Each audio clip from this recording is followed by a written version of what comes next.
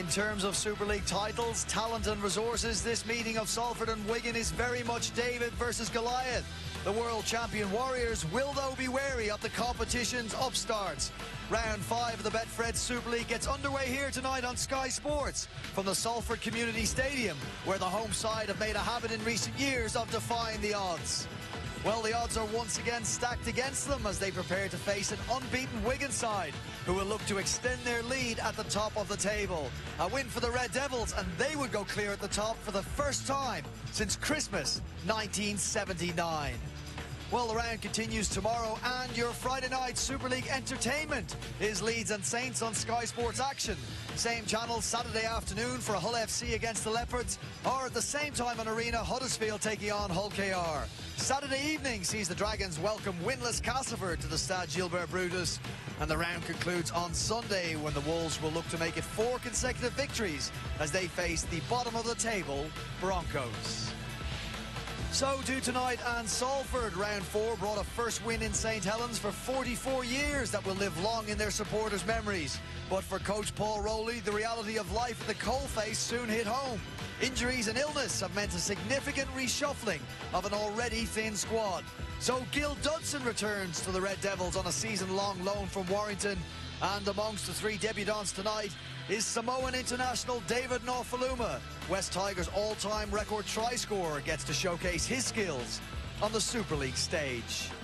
So maybe some food for thought tonight for the Warriors, who will no doubt give Nofaluma some defensive headaches as they arrive undefeated and with a squad that has some stars of the game returning refreshed after sitting out round 4's win against London.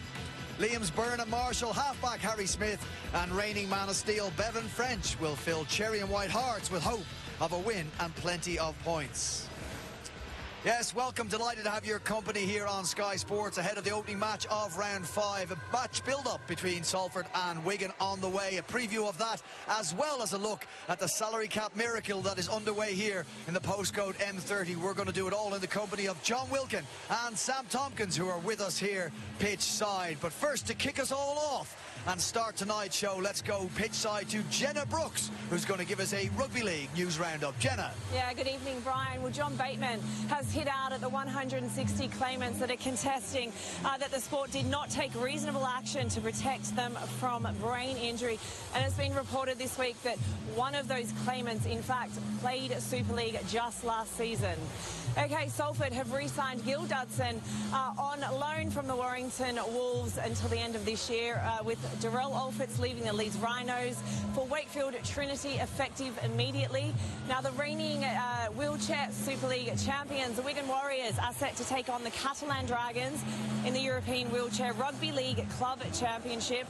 The winner will be crowned the best domestic wheelchair team in Europe. And this week, Sky Sports have confirmed that they'll continue to broadcast games from the women's competition. Mark your diaries. The first will be May 24th when St Helens take on the Leeds Rhinos, who will be played as part of a doubleheader with the men's. Now, at the season launch, I caught up with the Leeds Rhinos head coach Lois Forsell, who spoke about the partnership.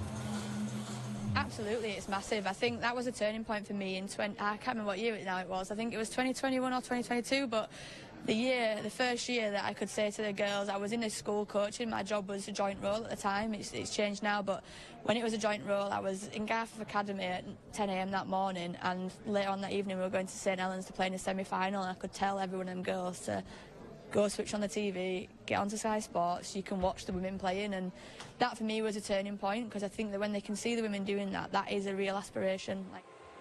And finally, Brian, if I was a betting woman, I would put money on the fact that Tommy Makinson and Ollie Partington will be playing for the Catalan Dragons in 2025, with Tom Johnston and Mike McMeekin headed to Wakefield. And I'm also hearing that Tom Davis is set to sign with Hull KR. But what do I know? Perhaps you could find somebody who works in recruitment at the club and ask them.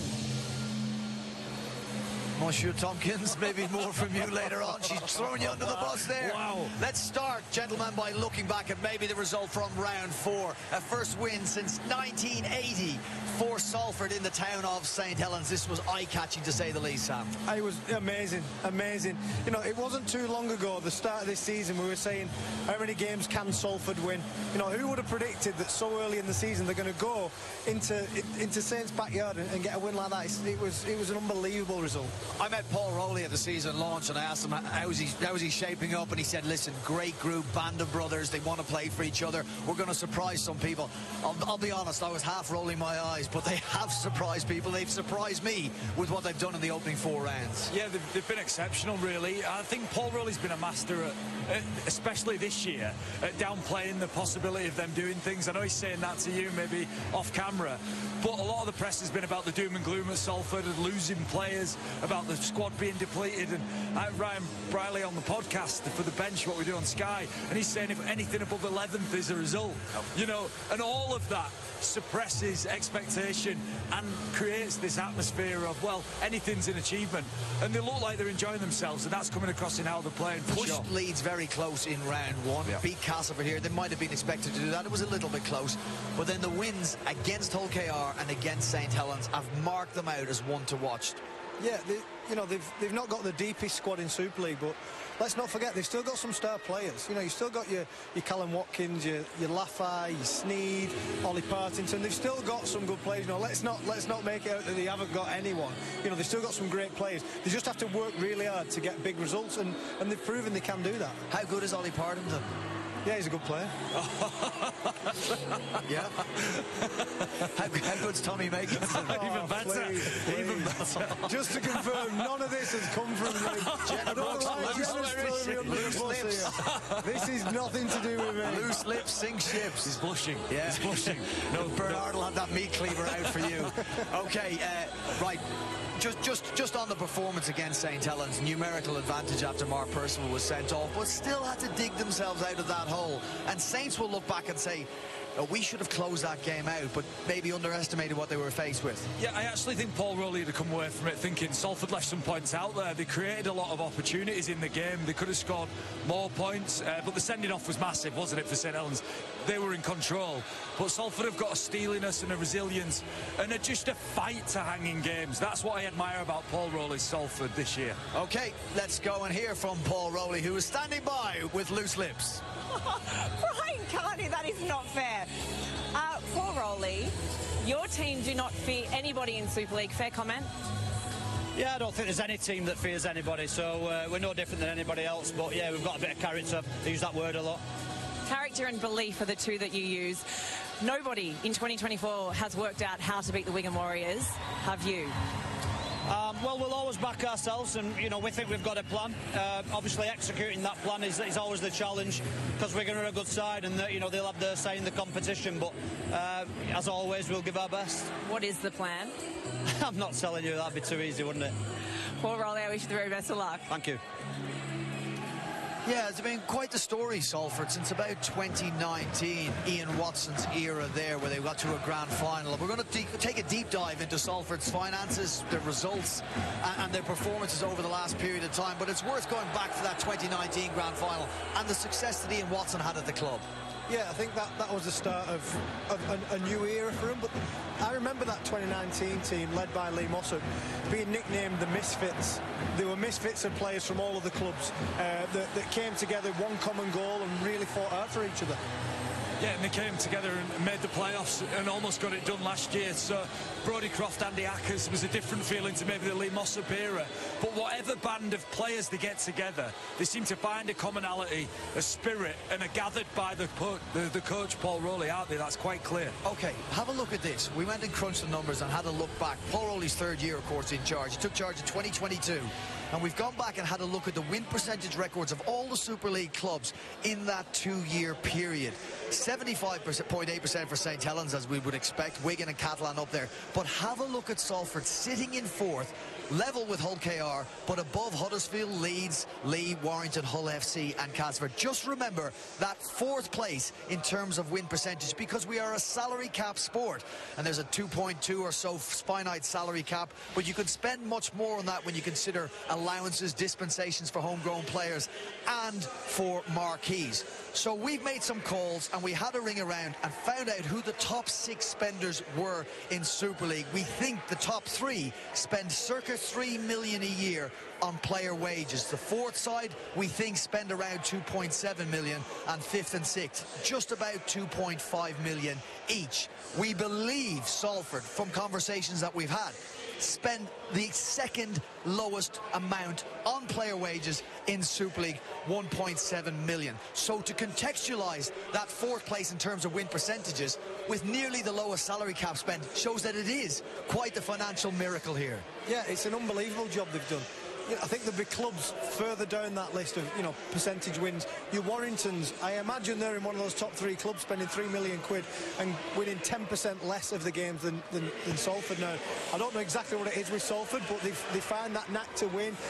They almost play like they've nothing to lose because everyone expects them to spend so little that they will lose more. And a salary cap sport, for people who are watching who don't, maybe their sport's not confined by a salary cap, recruitment is everything.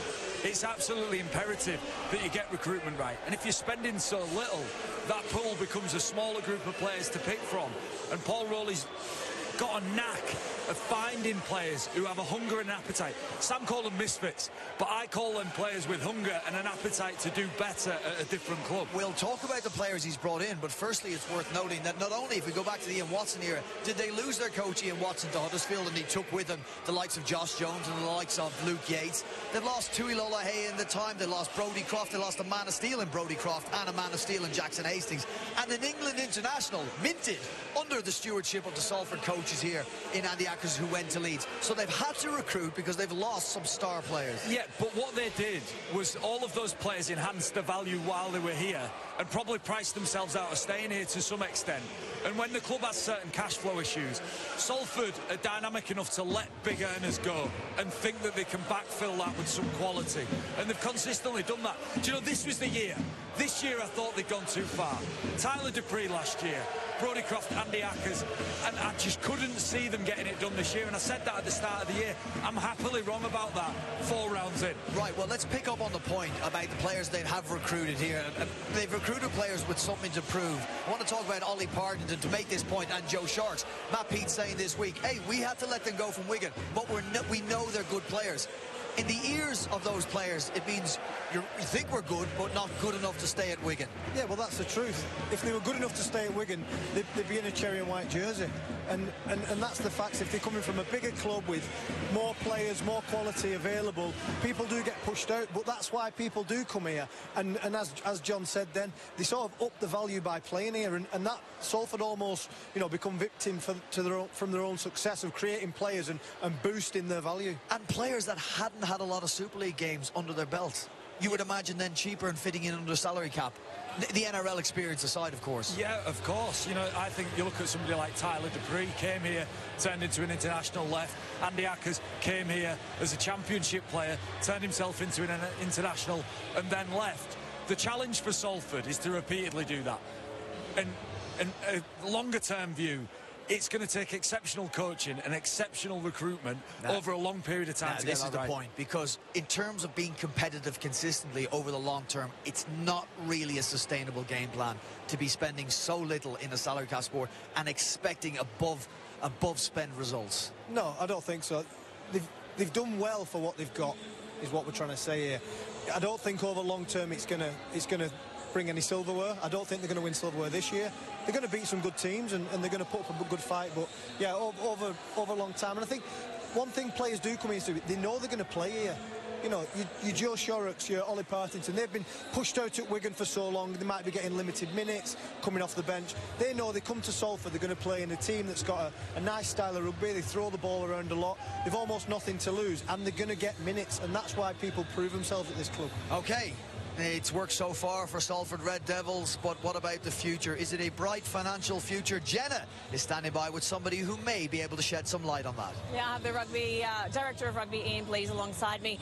Ian, we know what's going on the pitch. What's happening off it? Yeah, we've had some challenges in pre-season, as it's been well documented, but we feel that the club is now past that. Hopefully we can come through that with the council looking to acquire the stadium. City Mayor Paul Dennett has announced that he's looking to purchase that as soon as possible. That'll open up some key revenue streams for us, and the future will look a bit brighter and more sustainable, I think. So you say that could happen, well, ASAP. How? I mean, what is the time frame on that? Well, as you can tell, it's a big acquisition. It's going through the legal process, and I'm sure the mayor will steer us in the right direction. The council members are behind him. We're behind him as a club. He's getting behind us as a club and as a community, and that's what we're about. And the future's looking a lot more positive now. It'll allow us to tap into external funding, our own food and beverage within the stadium. We've got a fan zone outside that we're working on now with them, so it's really all positive. Ian Blease, thank you so much for talking to us. Brian, back to you. Jenna, thank you, and thank you to Ian Blease as well. I'll tell you what, if they can unlock some more revenue sources here and they keep Paul Rowley as a coach with his approach to recruiting players, the future may be bright. Yeah, definitely. I think it's good to hear there is a brighter future for the club. You know, we talk about them fighting, you know, punching above the weight. It'd be nice for them to be able to spend a few more quid and, you know, get some of the quality players or retain some quality and see how far they can go. And it may be sustainable growth because they've had good financial times here in the past under Marwan Kukash that lit up like a flare and then got quickly extinguished. Yeah, I think obviously there's a cash flow issue at the moment at the club, and it's like a bath, isn't it? If there's more water coming out than there is going in, then eventually that drains empty. They've let some players go to ease cash flow, ease their payroll, and now they've tapped up the fans as well. Yeah, the fans have chipped some money in, the council's chipping some money in, but you're right. In the short term, what they're doing, I believe, is exceptional. But the question and the demand is for long term to change that and make it a more sustainable club. And Ian Blease and everybody at the club understands that. Yeah, no financial issues at the Wigan Warriors, who are, of course, world champions and preparing for this round 5 clash of the Betfred Super League. So Jenna is standing by with their coach, Matt Peat. Jenna. Matty, tonight's opposition tends to defy the odds time and time again. So what are you telling your players ahead of this one? We have a lot of respect for Salford. In the last few years, a lot of our most intense games have been against Salford, both in terms of the running that the players have to do, the challenge that Salford throw at you with the ball. So we don't have to sell it to the players. We know we can't be outworked tonight. And respect to them, I think Paul consistently gets the best out of his players, and that's what we're looking for from our squad, close to each individual's best. So I asked Paul Rowley what the plan was tonight to beat Wigan. He wouldn't tell me exactly, but what's your plan to beat Salford? Don't be outworked. Yeah, I feel like if we're there in terms of work ethic and physicality, then we have the quality to trouble them when we get our luck. But the main thing is we cannot be outworked. Matt Peat, all the best. Thank you very much. You don't imagine they will be outworked, but with Harry Smith and Bevan French back at their side, John, this is where the threat may lie. Yeah, well, this is where they create opportunities in space. The Masters are exploiting lapses in defensive edges, and with French and Smith back in the team, they've got players who understand depth and timing to unlock edge defences. Now, Huddersfield were passive at this example, and they still exposed it. The challenge is how to defend against them, because I think Jay Field's one of the smartest fullbacks in the competition, understands space and timing, comes off his gas to just create some space, and with Wardle and Farrell, he's got a really great combination. Well, one of the great fullbacks that's played the game in recent years is standing beside us, Ray J. Field, and his contributions. Yeah, he's right up there. I think his game's developed since being in this country as well. I remember when he first signed, everyone said he's just really fast because he was running around people. He's clearly worked on his game a massive amount since being here, because his timing a pass and his understanding of numbers is way beyond what it was when he arrived at the club. OK, plug that attack that you've just shown us up against a Salford defensive side who at times against St Helens were badly exposed. Yeah, well, look, I think Jay Field's a great talking point, because he will be analysing how Salford defend, and the one thing that you pick up on is how aggressive they are on the edges. They really disrupted Hull KR with that defence. That aggression worked against St Helens. Look, constantly coming up from outside to in. And I think if I was Jay Field watching this, or Harry Smith in this example here, Harry Smith will see those edge 2 players flying up. He's got the opportunity to kick Sam, or Jay Field's got time to create some space. Well, there's 2 ways to beat that defence. It's play early out the back, it's play over the top. And there's no way of running through them if they're coming up so high. It's almost the gamble in there. You know, that defence, it can't work consistently because it's guesswork. You're guessing, you're just thinking, if in doubt, we'll go and jam everything. We'll go and try and shut it down really early. I think Wigan are probably the toughest team to do that against, because they've got Field and French and Smith, and they've got all the threats. They can pass, they can run through you. You know, I'm pretty sure Liam Farrell today will have a field day and getting metres close to the line for that. OK, we're tight on time, so I want to ask you a question about discipline. Matt Peat referenced it after the game against London. both sides have a problem with discipline. They're both sitting in the top 4 for penalties conceded this year. But in a night like this, you would imagine Salford will have to be the squeaky clean ones. They conceded nearly 50 penalties more than the side's second highest penalty conceders in 2023. They've continued that trend again. They have a problem with discipline. Yeah, well, yeah, defensive discipline. It's not like reckless, is it? It's not all high shots and violent sort of things. It's technical, interference in the rucks, trying to probably physically cope with teams that they can't do. And that's a challenge. I think there's some big challenges for them defensively against what's a beautiful Wigan attacking machine. OK, let's talk about attackers, because Salford have got David Nofaluma making his debut, his Super League debut, and here's a man who knows how to score a try. Absolutely, yeah. He's a player that's proven. You know, he's scored the most tries, I think, for West Tigers. Yeah, absolutely. In 100 exactly. 100 tries is amazing in NRL. So for him to come over, he's proven. I think he'll fit right in. I think he'll suit the style of play Salford like to play as well. And I imagine we'll see him getting over the line. And when he's fit, could be the new Ken Seo for them. Yeah, for sure. They need finishing power on the edges. I think in the back line, if you're playing outside Tim Laffey and Nenny McDonald, you're going to find some joy. You're going to get in some space. So I think he'll be excited for that. He's had a tough start to his time in the UK. He's had a bad illness. He's been in a hotel. So he comes here tonight, you know, maybe not at his best, but he brings something really exciting to Salford and something to excite the fans. The question is, defensively, he's got to slot into what is an aggressive defensive line. So he's got to be on the money defensively, not just when he carries the ball. Now, will it be a baptism of fire for David Nofaluma, but he is a man who knows how to play and knows how to score tries. We'll see how he shapes up shortly. We are nearing kick-off here for round 5 of the Betfred Super League. It's the Salford Red Devils against the unbeaten champions, the Wigan Warriors. We've got the first half on the way after this.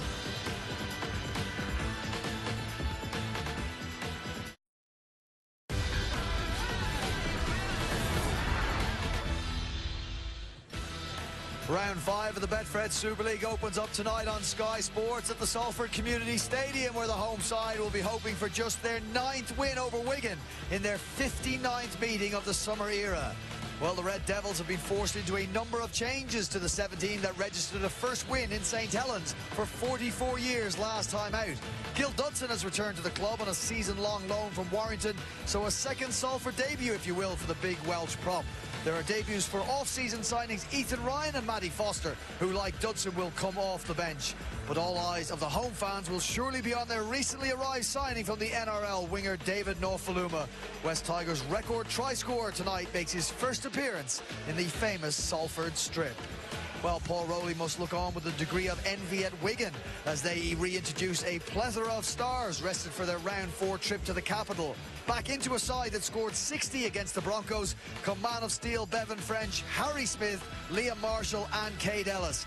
Irish international Liam Byrne returns from a hip injury that has kept him out since the World Club Challenge victory. Young hooker Tom Forber retains his place on the bench, selected by coach Matt Peets. So Harry Smith back in the halves alongside Bevan French. And in players used, Wigan have had the luxury of going through 24 already in 3 Super League matches. Salford have burned just 19 in a smaller squad as they head into round 5. And on Mark Sneed, 17 from 17 for Salford in the opening 4 rounds. And those 34 points have moved him level with Steve Blakely as the all-time record Super League point scorer for the Salford Red Devils. And just an interesting point, Steve Blakely now first team physio with Bolton Wanderers, who are sitting 3rd in League One, with a big match against Derby on Saturday as they chase promotion to the Championship. All eyes, though, are on the 13-man code as the Wigan Warriors fans have come here in very, very good numbers. Sam Tompkins. Yeah, they have. They've been here early. They're making plenty of noise. It's not too far from to travel, and they're probably excited after seeing what Salford did last week. It's going to be a great game. Unbeaten start to the season, World Club champions, and of course Super League champions. It is a good time to be a Cherry and White fan. Yeah, without doubt, they're setting some standards, and just I'm excited by the team. You look at the team that they've got. It's studded with stars, but me and Sam were just chatting then. It's also studded with great young Wigan lads. Brad O'Neill. You look at Nsemba, who's warming up behind us. He's colossal in size. You know, all of their young players are really delivering. So as much as French and Field and all of those get excited about them, Matty Peake will equally be excited about the young, hungry Wigan players that he's got in his team. And back to the point we made before the break, if you've got that good a squad that you can let Joe Shorrocks go and Ollie Partington go, you're doing something right. Yeah, it's because they know there's someone else behind. They've got a Harvey Hill, a young player at 20 years old that was smashing Penrith Panthers a few weeks ago. They've got the Liam Burns, so they do have to let some good players go. What comes behind them is usually a little bit better. In simple terms then, for Salford to upset Wigan tonight, they need to do what? Well, they need to move the ball around and they need to ice some opportunities, take some chances. That's what they do. Look, Paul Rowley doesn't burden his side with pressure of making mistakes. He just says go out and play. This is how we play, and they're going to have to be almost flawless. I'll tell you what, Mark Sneyd, who's been unreal at the start of the year, he's going to have to kick the ball maybe 9, 10 out of 10 tonight. I think for Salford to win, we need Mark Sneyd to get man of the match again. Yeah. They've won 3 games this year. He's been man of the match in all 3 games. From to beat a Wigan side tonight, again, he's the key. He's the kicker, he's the orchestrator, he's the main attacking player. He's the man to beat. How good is that field kicking game he has out of the hand? Outstanding, outstanding. He can put it exactly where he wants it 99% of the time. Best in the competition? Between him and Jordan Abdul, I think it's very, very close. But what they have got, they've got threat, and they've got people who know they're going to kick the ball and chase it. An expectant crowd here at the Salford Community Stadium. The teams await the start of round 5. It's the Super League champions, the Wigan Warriors, against the side that have made a habit of upsetting the odds. Paul Rowley's Red Devils. Here come the teams.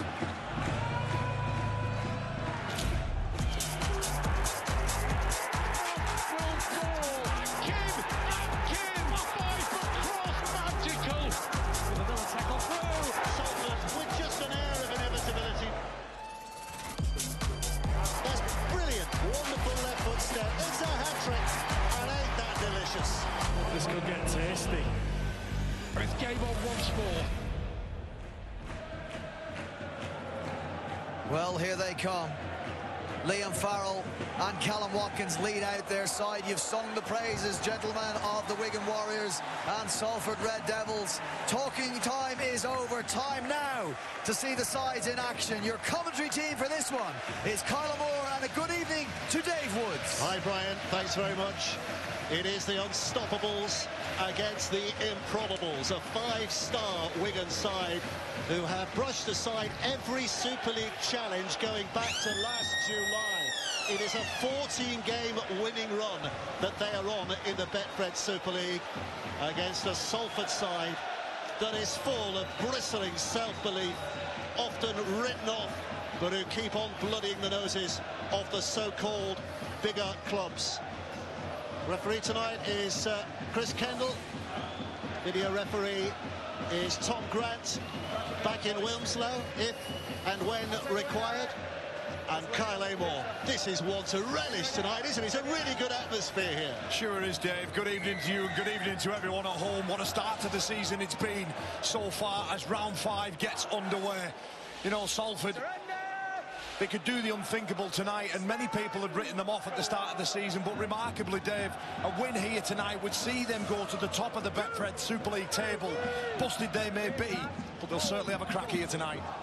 Well, just to highlight that Wigan run, by the way, the last time they lost in the Super League, July the 7th against Wakefield, and since then, in those 14 wins, they have beaten every other current Super League side, with the exception of St Helens. So that just adds a bit more relish to Good Friday if they should get through this challenge here tonight. And it is a challenge because Salford, as you say, a little bit done and busted before the season began, and have suffered 1 or 2 injuries and illness throughout the week here as well tonight. So a little bit patched up, but my goodness, we know they can deliver when the chips are down. Here comes Marshall, Wigan's leading try scorer at the moment, with 5 so far this campaign. Yeah, steady set there from the Salford Red Devils. Mark Sneyd putting boot to ball, but Liam Marshall just unable to touch the ball with his foot. It rolls another 20 metres, and of course that means that the Wigan Warriors, who on tackle 3, try and carry it away from their end through Adam Kieran. Kieran takes it 15 away from that halfway line when he gets up to play. Amir Burrow, we saw there in defence, has shaken off an illness to play here tonight. Had a bit of a bug that's been going around the camp, and that has been lost by Wigan, and that's an early mistake, and this will be head and feed for Salford inside enemy territory here. Yeah, Luke Thompson there, you just see the right arm just too far away from his body, with the Red Devil shirts all over him, and he just loses grip of the ball. Luke Thompson, of course, a couple of seasons out in the NRL with the Canterbury Bulldogs. He was exceptional last week. Matty Pete looks on there, but it's a soft error from Thompson.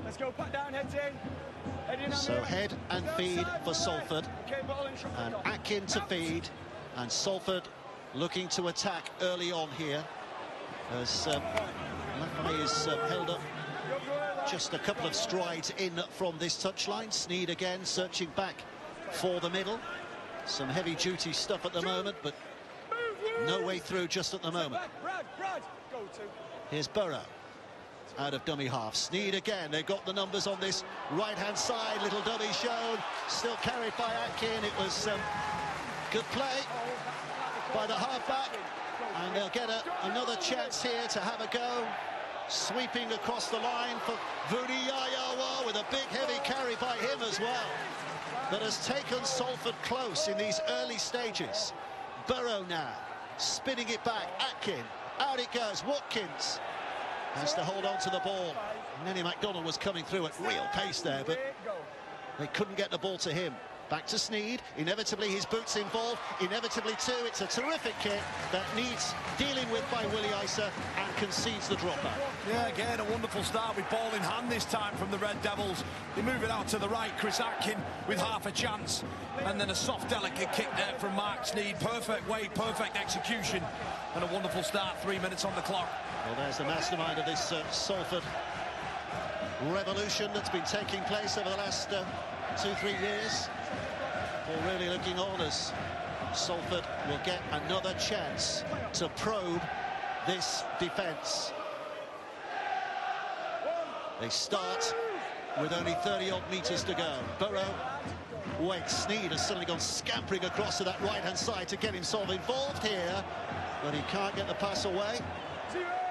Harry Smith got his chest in the way of things. 6 again called there, Dave. Harry Smith just jamming his opposite number, Mark Sneed, but in doing so touches the ball and gives away that 6 again. And there's Andrew Dixon. There's a celebration of longevity. 16th season as a pro this year, Andrew Dixon. I'm not sure he was expecting to start a game in the front row tonight, but that's what he does. First game of the season. Sneed again, offers it back on the inside to Lafay, and Lafay just about dragged down. We're going to have to do some hard work in these early stages because Salford are doing all the pressing. Sneed again to Atkin. Atkin lobs one over the cross. Marshall there was just sensing a possible interception, but Nenny MacDonald brings it down and keeps Salford in control. Vuniyayawa looks to straighten them up. Footstep too far. That's why prop forwards shouldn't sidestep, Kyle. You end up flat on your face. But Salford still with a chance. Atkin. Back it goes to Briley. Briley, quick hands. Watkins to Nenny MacDonald. Clearly a forward pass, and Wigan will get the ball back. Yeah, they threw an awful lot there at Wigan Warriors, but they answered every single thing that came their way. Possible forward pass there, but it's turned over. Jake Wardle and then MacDonald. I think what you've got with Salford, although we've mentioned that they have a couple of players out, 6 missing from that win over St Helens, you know, with Tim Lafay and then MacDonald, you know, those are the two of the highest quality centres in Super League. They have a chance with those. Yeah, I mean, we talk about them being this mongrel type collection of players who weren't wanted by other clubs. Penalty here for Wigan. But there are, you know, there's a sprinkling of real, genuine stardust in that Salford side, isn't there? Of course there is. The back line from 1 to sort of 7 is still a quality outfit out there. There's no doubt about that. And the evidence that we've seen so far in the opening 6 minutes, they're here they've come to play tonight. They're moving the ball around well. Just how long can they keep that up? Well, that's the question, isn't it? Because this is, as we said, a pedigree Wigan side who've soaked up a lot of pressure in the early stages. Yeah, you look down that squad list, it's almost 1 to 13, isn't it? Luke Thompson, of course, wearing 16 on his jumper. But very much an international front rower in his own right. Ethan Hubbard, Mike Cooper missing at the moment, still to come back. Here's French, who's collared into dummy half, moves Brad O'Neill. It's back with the returning Liam Byrne. Missed the last couple of games because of a hip injury. He pulled out after the warm-up against Huddersfield a couple of weeks ago. But back and burning to go. Smith to Farrell. Farrell upended by the tackle from Atkin. One play for Wigan. 20 metres out. Smith puts up a little bit of a tester. Nofaluma's underneath it, and early test passed. Salford safely back in possession. Yeah, good vision from Harry Smith there. Just sees Nofaluma heading back and spots that 2-on-1 with Wardle on Marshall on that far side. Puts a lofted kick, and Nofaluma's able to make the ground up and take the play. Just looking at his little salt and pepper hairstyle, and looking at yours there, Kyle, as well. You're similar in that regard. Wow. Have I lost a friend? You both look very distinguished, let's just say that. Back to the game. Salford looking to advance again here. Just stone short of the halfway, so they're going to be forced to kick from inside their own half. Maybe usually a problem for Mark Sneed. Wherever he kicks from, he causes problems, and that's a ball that goes very high and swells. And Jay Field just pulling out of catching it because of that swell, and then he's lifted in the air. And a penalty for Wigan. It's Callum Watkins this time. Patience from Jay Field. It was a huge towering kick from Mark Sneed, and then Watkins just bends his back and just tips the legs above the horizontal. It's a penalty, and I don't think Salford can afford to do too many of those tonight. They've given away 2 so far, and this Wigan side, if you're going to beat them, you're going to have to take them all the way in every set, in every play.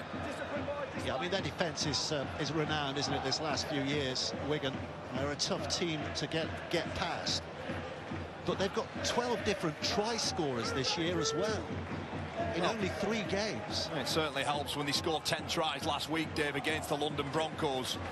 But it's the defensive action to me that, you know, we saw a couple of weeks ago, the heroic performance against the Penrith Panthers, and the amount of field position they had to defend, and they just kept turning up, and you know, rightfully they are the Super League champions and world champions of this game. French, always a searching ball for Willie Isa, who, well, searching to the point of being bored. I think Isa might just have knocked that on as he was taking it. Difficult pass to take. Yeah, Bevan French there. There's no real any line speed on him. He just poor execution of pass, and Willie Isa just runs into a hard shoulder of Tim Laffey for his measures as well. So it's 2 yardage penalties that Salford have given away, but equally 2 soft errors, you would say, from the champions. So far, not much between these 2 sides. Loving the atmosphere tonight. It feels really special, really buzzing from both sets of supporters. Setting up what we hope is going to be a cracking game. Good start so far. Fulham with that latest carry. Another set of 6 here. So Salford can dig deep in their opponent's half. Laffey off the pass of Sneed, trying to step through. Well marshalled by those Wigan defenders. Back to Sneed, who's waving his arm, suggesting that there's something on here, and it's put down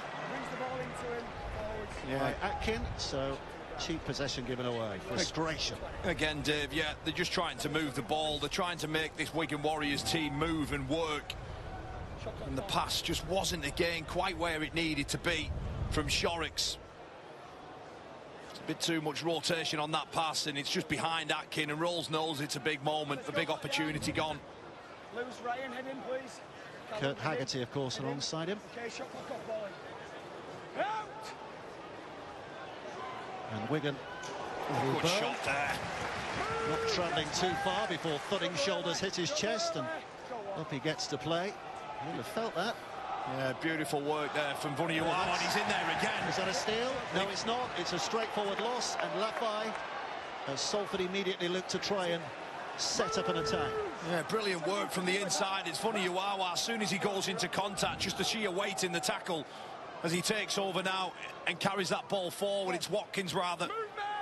But terrific work there. Vuniwawa, 26 minutes off the bench last week in that brilliant win over at Saints. He starts tonight, and he's here again. With a big left right, but legs taken from him to stop his progress. Switch to Sneed. Sneed puts it back to Brierley, who chimes in at full back as he Has done so effectively in his last couple of years in the Salford Red. It's back with Sneed. A little pushed forward this time from Dixon. A little bit of a stumble, which might have just hindered his momentum. It's Watkins. Last play. Sneed immediately jogging into position here to collect this ball at first man. Here he comes. Puts the grubber kick through. I think they might have been expecting a high one, but Fields read it really well there. Yeah, he just sits in the pocket, and it looks for all money that it's going to be a high-hanging kick into that left-hand corner. But Field there, he just waits another half a second and just denies Sneed that clever little opportunity. On the cusp of a little bit of history tonight, of course, Mark Sneed. He's level on points, as Brian was saying earlier, with Steve Blakely in terms of point scoring for Salford in the Super League era. Chances are he'll be taking that point scoring record for himself tonight. Here's Farrell. O'Neill marches into dummy half. And Harry Smith with a big kick downfield. Well, it's an awkward one because it bounces beyond Brierley, and the Wigan chase is good here, so when Brierley looks up, all he can do is make it to the 10-metre mark, and not even that because he's pushed back a stride or two.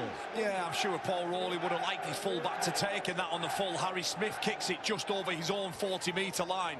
And tonight we've got two of the best kickers in the competition with Mark Sneed and Harry Smith. He's downtown. And there's something happened in back play there. Obstruction here. Callum Watkins is downtown. Yeah, it's an obstruction. He never gets beyond the point of the play the ball. Penalty. So, penalty. Downtown. Yeah, there you see. Watkins was in front of the play the ball when the ball was played. So as soon as it's passed to him, it's going to be a penalty. Well spotted, referee. Mind you, that's what he's there for. So, job done. But this is the best position Wigan have had so far tonight. Thompson will drive it through. O'Neill. Wigan looking in the early stages to just batter their way over if they can. Salford's defence holding true for the moment. Back, it's worked. Inside for Issa, coming in on the angle, almost squeezing his body through, but Salford defenders close up, make it effective. This is O'Neill. O'Neill dances away. Salford defenders coming at him in number, but he's almost spun away. Down he goes. Down he goes. Another set of six. Another set. So Wigan come again with tackles in the bag, and Farrell just trying to weave a simple path. O'Neill looking left and then coming right. Spun back, and French has dropped the ball, and you don't hear that phrase too often, and Salford are let off the hook there. Yeah, it was a poor pass, Dave, though, from Cade Ellis. You see it dipping all the time. And French, well, he has Mark Sneed accelerating in front of his eye line. It's a difficult take for the reigning man of steel to catch that ball. But it's a big chance gone begging as well. You just felt with that six again, you felt that Wigan would probably be able to get over their line, given what's out on the field, but a lack of execution just means that Salford can have a scrum 10 metres away from their own line. Nothing fancy in this set, you'd think. Just get through it, kick the ball back through Mark Sneed and go again. Well, it's a contest, a really good contest so far. 15 minutes played. Amir Burrow. This time yesterday, Amir Burrow was given no chance of playing. It's a penalty here. No chance of playing because of the sickness. He put his hand up today. Cade Ellis has been pinged here for the high tackle. Yeah, not the finest 30 seconds or so for Cade Ellis. The loose ball backed up with a penalty. And just look at the net result of it. Callum Watkins will regain this ball, tap it 2 metres away from the halfway line, and they're straight into the territory of the Warriors. Having a go. Having a go. Move! 10 metres, step back. Wait, Luke. Here's Burrow. McDonald up to his feet, and Burrow comes scurrying across and dummies to a couple, and then throws it to Sneed, who just has to hold his line a little. Brierley again chiming in. French came across. Tackle was fair. Howls of derision there from the Salford fans who thought it was a little high. Just going back to that play there from Amir Burrow. if he's going to get out, Dave, and scamper 20 metres across the field with no inside pressure, I'm sure Matty Pete wouldn't be but delighted with that. Need a bit more from the defence again. Just a little bit sloppy through that middle of the field of the Warriors. Was a little slow to his feet there, Shorrocks, but carries on regardless. This now is Stone. Last play again, Lafay. Comes now to Sneed with the kick. Another challenge. It's a punch, I think, from a Wigan. Well, no, it came off a Salford player. I thought one of the Wigan defenders had punched it dead in football goalkeeper style there, but it's a tap back on the 20. Yeah, there was 4 or 5 of them, weren't they, competing for the ball. Mark Sneed again. He'll torment any side tie. It's Watkins, he's on his McDonald, sorry. The right hand just dislodges the ball and it goes dead. And the Warriors now play free as Brad O'Neill will get his hands on the ball. And this is Byrne. Liam Byrne pushing forward. Farrell crossing into Salford territory. Again, it's just big carries at the moment. Nothing to put Salford on the back foot. Thompson smashing it in again. Well, they've got one play to go here. So Harry Smith's going to be called into action. Is it boot or hand? It is boot. North Loma's underneath it. Not too much pressure there. Was able to catch safely enough. But look where they start from. Yeah, relatively easy take from a 7-tackle set. They roll 60 metres up the other end of the field and a delicate little kick in from Harry Smith. And whilst it wasn't one that was competed for, just look what it means and where Salford have to return the ball from. That's 3 players gone, and they've only made 10 metres, Dave, as we approach a quarter of the game gone. As you can see, loads of rugby league on Sky Sports this year, both the Betfred Super League and the NRL. And as we remind you every week, every single Betfred Super League live on Sky Sports, and you can't get that anywhere else. That's a kick that is just going to roll out of play. And a tap back on the 20. Yeah, just a little 1 or 2 more rolls. Too much for Mark Sneed. That kick used to be in fashion, didn't it? Which is why they changed the rules to this, the tap back on the 20. You know, Dave, with the extra tackle. Dave, there's still a place for that for me. You know, if you've just had to defend and come out of your own line, you kick the ball back and you're reset before the rest of the Wigan forwards are back. It gives you an opportunity at times, if you've got that in your arsenal, such a big boot. There's a run here from Brad O'Neill. Good little skip, good little spot of what was ahead of him. Shorrocks unable to make the tackle. Back it comes to Tyler Dupree, and much to the pleasure of the Salford fans, he's tackled. Once a favourite here, of course, till the middle of last season. Farrell. Lovely angle from him. Amir Burrows just struggling to get back to join his team's defensive effort here, and Wigan have got numbers. Marshall with a good little kick. Riley's across there to kick it dead, but Liam Marshall did ever so well there. Great control on the kick. Just toes it over the top, doesn't he? Ryan Briley, sorry, put my teeth back in. Just comes across and just denies that opportunity. 10 seconds, Mark. So the shot clock is on. Let's go. Salford trying to use every second here to get oxygen back in their lungs. And Mark Sneed literally, as the shot clock hits 0, drop kicks downfield, and Wigan are back in possession. And here comes a steam train in full flight, if steam trains can be in full flight, and he's taken his side deep inside Salford territory, Thompson. And O'Neill comes to French. Good read there from Mark Sneed, but he loses that next part of the play. Dupree lands on his front. Here's French to Smith, to Farrell, who almost spins away. A desperate hold on by Atkin. Now it's with Ellis. And an angle from Issa. O'Neill. Wigan lining up centrally and left, and Smith helps it on its way to Field, and they've got them for numbers here, but Salford's defence recovering quickly. What about the footwork there from Wardle? Just sells Nofaloma. 6 plays the next. Smith with a kick. It's a little knocked back, but into the hands of Lafay. Knocked down and back by Kieran, but Salford had it. Yeah, the bounce favoured Lafay there. Billy Isa was just waiting to see where the ball was going to go.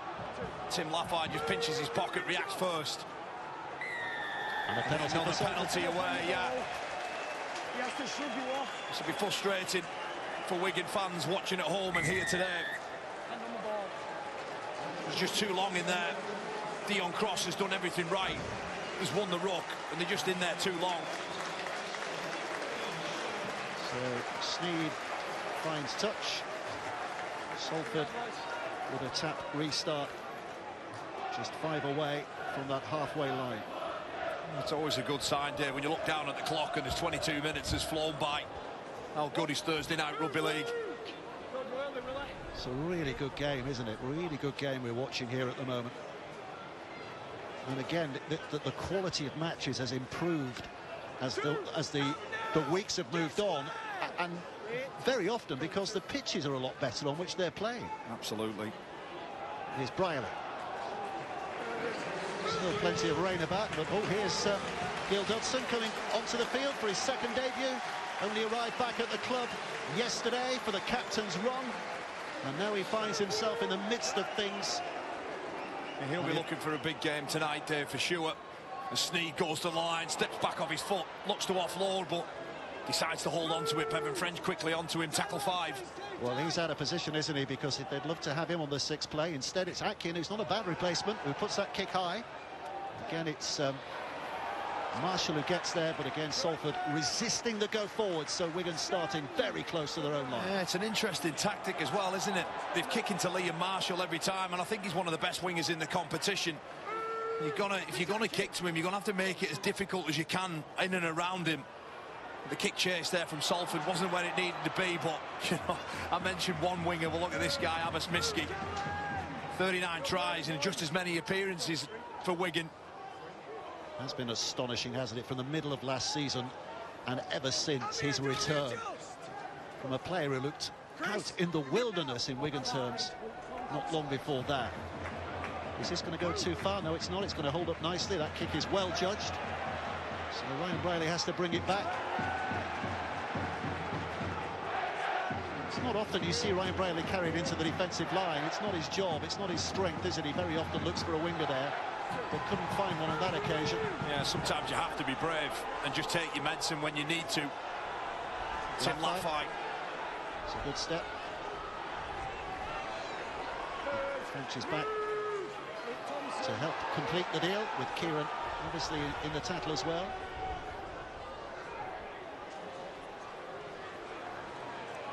Just seem to be struggling in this set, Salford. No real shape. Shorrock's up and plays. And then MacDonald coming in off opposite flank to get some work, get his hands on the ball. Sneed steps away from the challenge that was coming his way from Dupree. They'll have exchanged a few words there, but Wigan on the back of that. Nothing wrong in that. 6 against. Wigan are just putting a bit of pressure on here, just growing the pressure, because this will be a set for the most part will be inside Salford territory. Here's Miski trying to get the left arm free, but too much going around him in terms of defensive effort. O'Neill. Ellis, not the best of passes, picked up off the floor by Wardle. Wardle trying to make something in it, but MacDonald does enough with the help of Dodson. This is Farrell. Now Smith. Back on the inside again for Tyler Dupree. O'Neill, oh, it's another set of 6, another set of 6. And this could be punishing from Salford's point of view, because it is just getting ramped up a little at the moment. So 5 plays to go. And in a scoreless game, Wigan will be fancying that this set might offer up points. O'Neill. So Smith, who puts it back to French, who puts a kick in. Well, early in the camp, obviously saw something there that provoked him into that, but he's given position back to Wigan again. Yeah, you just see some space in and behind the defensive line, the first line of defence. You just see how far that edge gets up, but Mark Sneed is in loop. And I've got to pay credit to Salford in their defensive actions this evening. And 26 minutes gone on the clock, and they've been all for good money. Oh, well, this is what we've getting used to over the years. Salford keeping it alive inside their own half. Norfoluma shaking off a couple. Lafay thought about the pass away, but well read by Miski. But he has got it away. Norfoluma still there. Don't you just love a side that just comes to play wherever they are? Salford doing that at will. Lafay. Too many Wigan numbers down this blind side for Salford to make any real progress on that occasion. Last play will be inside their own half. Cross up to play. Back it comes to Sneed again. Sneed looking for touch this time, and not a 40-20, but a really good kick just to put Wigan on the back foot and just to allow his forwards to get a bit of breath as well here. Yeah. Just turning side just to be able to have a minute. Well, goals have been prolific, 17 out of 17, but try assists and attacking kicks as well. He's just a bit of magic in the mix for Salford, isn't he? He's quality. He's done it for a number of years. And a terrific stint over at Hull FC. As well. There's an error from Maygo. And that's what happens when you put a side inside their own territory. There's always the potential of that. A mistake, and the pressure's back on. Oh, Patrick Maygo, he enjoyed himself last week. 20 carries from the bench against London. But his first touch tonight could be a costly one, Dave. A little look of frustration from that coaching bench. Interestingly, Salford have selected far left for this scrum. Gives them a lot of room on the inside here for a scrum play. Dion Cross is going to feed it, so all the pivots can get involved here. Burrow to Sneed to Atkin, and now Brierley. Norfoluma having to look for a way through where none exists. This is Burrow. And here comes Dodson, Gil Dodson. On loan from the rest of the season now from Warrington is Gil Dodson, back with his former club, the Welshman. Sneed. Step on the inside again from Stone.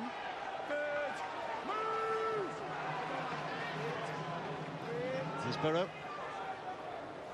Salford poised. There's potential here. It's carried on by the former Wigan man, Joe Shorrocks.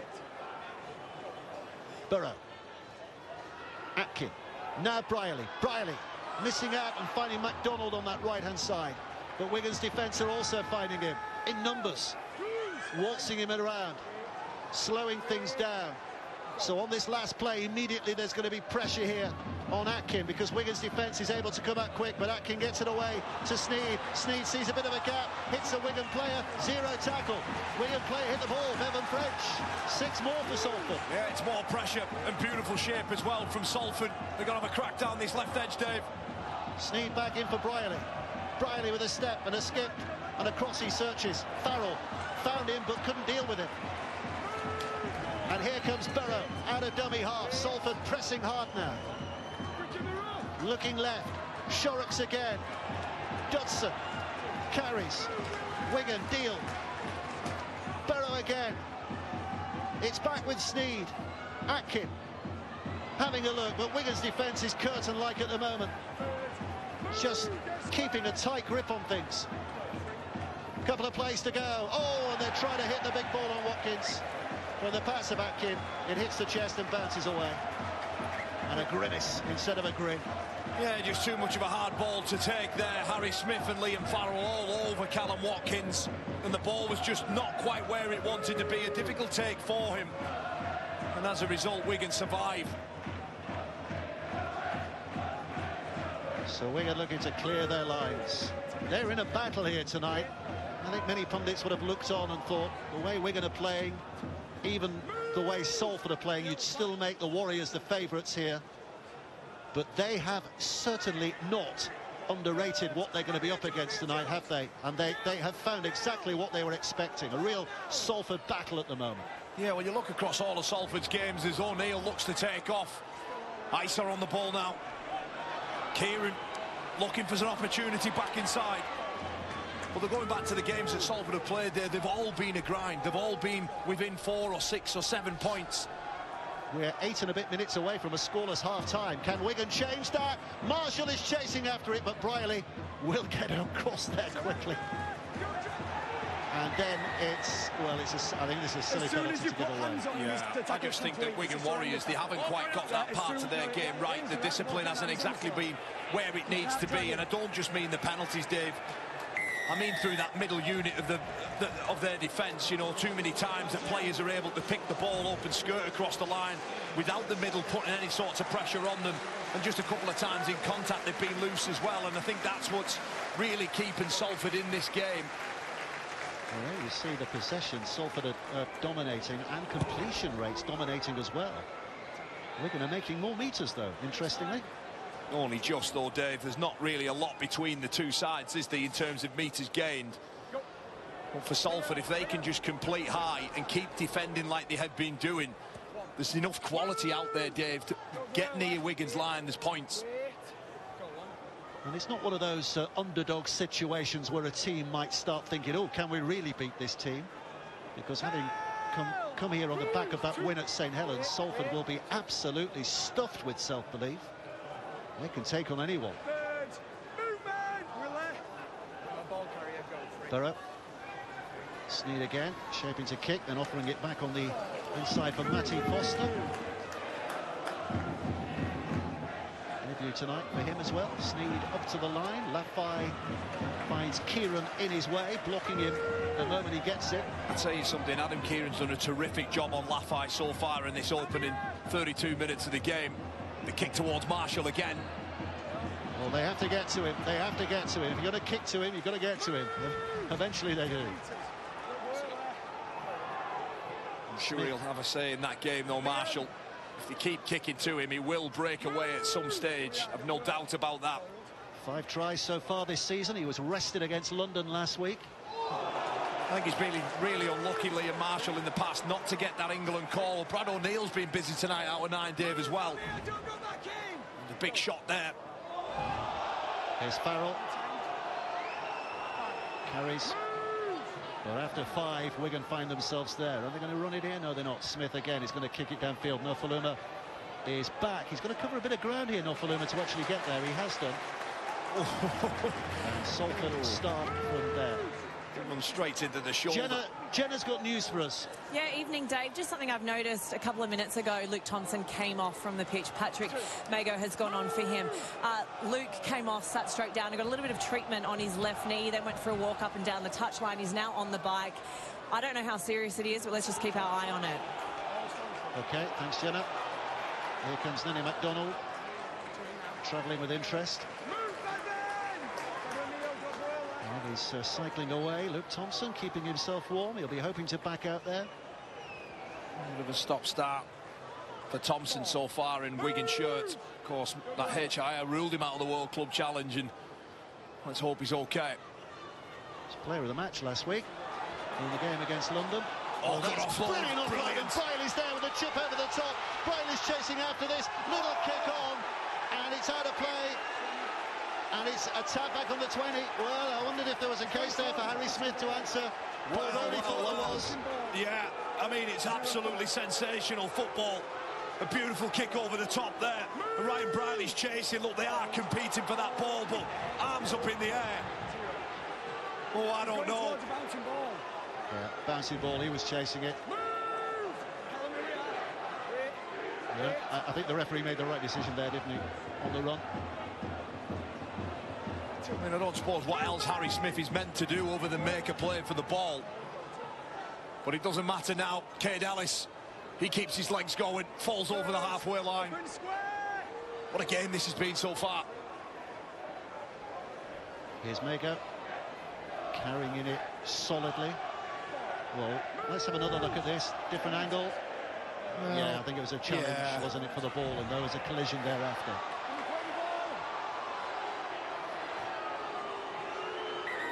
Eagles clearly hurt. 100th career appearance tonight for Patrick Mago, 37 in the NRL. Chris, you know that. 63rd game here for the Wigan club.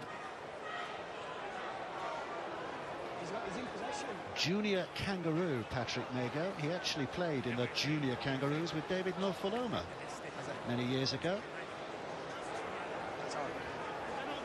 He doesn't look too comfortable at the moment. He goes into contact. And everything looks fairly innocuous there, but oh. Yeah, there's a little twist there.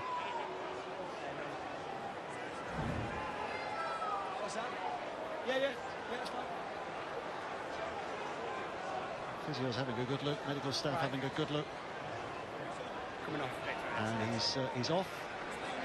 Did we hear the initials HIA there? Yeah, he's yeah, there's a green card down on the touchline, so he's coming off for an HIA here, Patrick Mago. I'm just worrying. Just keep your eyes here on Sneed's left arm, just at the final part as he comes in. There. You'd have to say there is contact with the head. Oh, Dupree's playing the ball. Here we are, lads. Okay.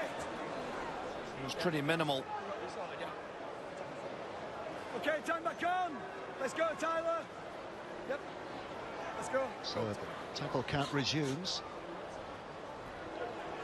And clearly Thompson's okay, because he's the man who carries it in. O'Neill to Smith. Faluma's dropped back in anticipation of this kick. Plenty of time to catch it and throws it to Ryan Bailey, and Bailey's suddenly faced with a wall of Wigan defenders and goes no further than that.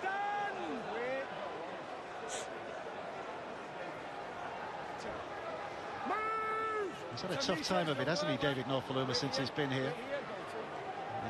He's had a terrible illness that's meant he's only trained a couple of times with his Salford teammates to declare himself fit today. He could prove to be, another shrewd signing here at Salford. Nearly 200 appearances over in the NRL, the majority of them with the Tigers. 100 NRL tries as well. Sam Tompkins mentioned that in pre-game. Well, great offload from Nene MacDonald when it looked like he was wrapped up. And Lafay just bumps off Bevan French, and in his attempt to offload, he's lost the ball. Yeah, Lafay just guilty. You're just trying a little bit too much there. Perhaps just needed to take the play. Wonderful offload, isn't it? From Nene MacDonald, the two centres combining. 2 minutes to go, yeah. Here we are, boys. What about this? Yeah. Beautiful little pop out there. It's interesting, isn't it, seeing both centres in the same channel. I was going to say, we've seen a bit of MacDonald over on the left-hand side, haven't we, tonight? Well, they're just devastating ball carriers, the pair of them, Dave. You know, Nene MacDonald averaging 171 metres a game so far in season 24. Tim Lafay, 208 metres last week against St Helens. The two quality players that need to get their hands on the ball to create momentum for this Salford side. So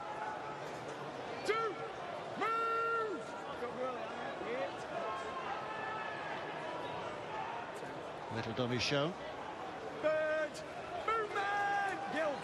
O'Neill launching into dummy half again. This is Tyler Dupree. Sure, he'd have been looking forward to this tonight, wouldn't he? Absolutely. Tyler Dupree. Yeah. Well-used stat, but he's never lost in a Wigan shirt. I think this is his 14th game tonight, 15th game tonight. One play to go for Wigan. Smith taking up the running, Farrell spearheading that ahead of it, but it goes back to Field, who slots into the corner. Marshall will score. Brilliantly created, brilliantly crafted. They went there with purpose, and they come up trumps. And it's Liam Marshall with what is now his 6th try of the season. And Wigan have the lead with barely seconds to go before the half-time hooter sounds. Yeah, the Salford Red Devils traditionally jam and kill plays, but they all back off. Nofaluma joins the line, and it's a man who scores the try. Liam Marshall, who's in white-hot form at the moment. A beautiful kick there from Jay Field. And in the end, it's just a simple bounce up and a take from Liam Marshall.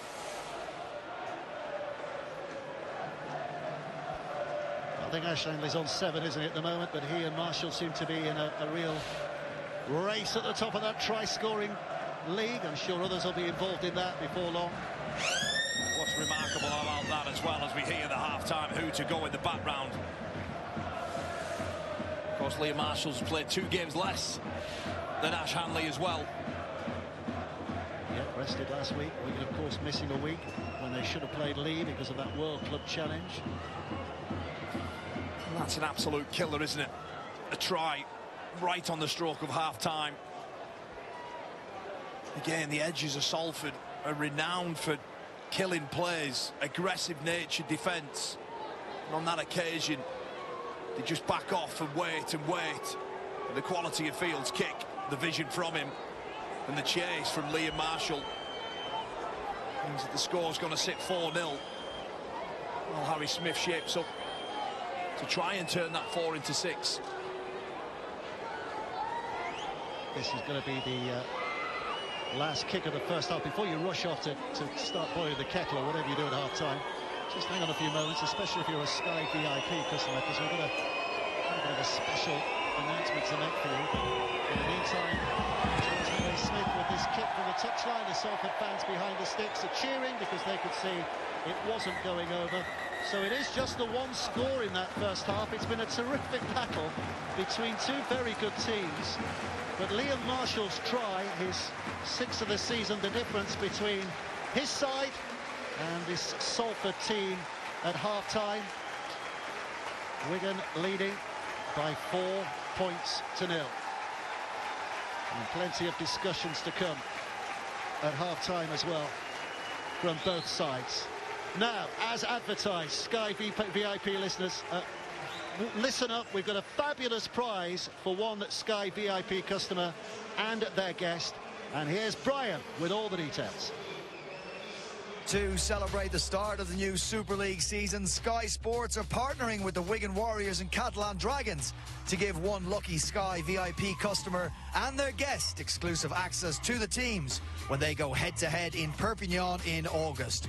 You'll travel with the Wigan squad to the south of France and stay in the team hotel. You'll get to meet Wigan and Catalan legend Sam Tompkins and enjoy the game from the best seats in the house. After the match, you'll get to meet the Catalan squad and enjoy their famous post-match hospitality. For your chance to win this incredible prize, just go to the Sky VIP section of the My Sky app. The competition is available to Sky customers in the UK and Ireland. The winner and guest must be aged over 18, have a valid passport and be available to travel to France between the 30th of August and the 1st of September. The competition closes at 11:59 p.m. on March the 21st. Good luck to all.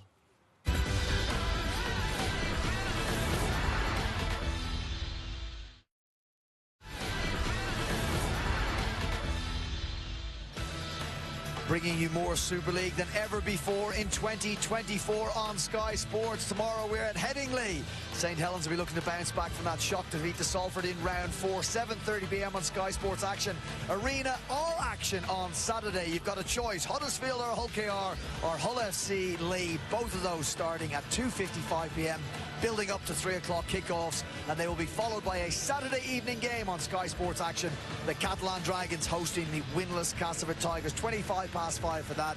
The round comes to an end on Sunday in the capital with the London Broncos hosting Sam Burgess's Warrington Wolves. 2:55 p.m. Sky Sports Action for that. Well, the round is underway here at the Salford Community Stadium, and the home side trailed by just 4 at half-time. A very late Liam Marshall try, his 6th of the season. Harry Smith unable to convert that. So the champions with a narrow 4-point lead. So Paul Rowley, you would imagine, and his side would be relatively happy, Sam Tompkins, with what they've produced in that first 40 minutes and that half-time score. I think they'll be more than relatively happy. I think they'll be really happy with that. They dominated the early parts of that game, which is not often seen in a Wigan side that really starts strong, complete well. There was 2 sides to that. I thought Salford were very good. They were slick with the ball, and they stretched the Wigan defence. I thought up until 39 minutes, if this was 2 fighters in a ring, you know, Salford were winning on points. no one had knocked anybody out, but they were certainly on top, and they dominated a very good Wigan side. All right, John, take us through some of those early exchanges and build on the story that Sam has just painted there for us. Some Wigan errors and some Salford possession, but unable to capitalise. Yeah, well, Wigan usually start so strong and are so dominant in the early parts of games, but they just came up with errors here, and it just gave Salford an easy ride out of their half. Uncharacteristic in many ways from Wigan, who've been so squeaky clean for such a long time. And you felt like eventually if Wigan kept spilling up the ball and kept conceding penalties and giving Salford possession, that they were going to take a chance. And you felt like at some stage this mistake from Patrick Mago just on the field summed it up. But Salford, when they got the ball, Sam, created some opportunities. This is a massive read from Bevan French. Yeah, that's desperation. Had that pass got away, Salford would have been on the board. Again, it's a pass right at the line. It's a tough catch, but they were very close to converting into points all the possession they had. They just needed to convert one of these, Brian. You felt like they had all the possession. Offloads were working for them, right? Offloads and instinctive play was working for them. That was magic from Ryan. But look at this for a late offload and the anticipation from the fullback to take that, and then the ambition to chip it over Jay Field. All of that was great, but you know what? They came up with nothing. They didn't score, and all of that pressure, I felt like they needed to score, otherwise the game could bite them, and game's cruel, isn't it, at times? And they got bitten with a Liam Marshall try. The origins of that is in a Tim Laffey carry rule that he's dropped the ball that maybe a strip in it. Yeah.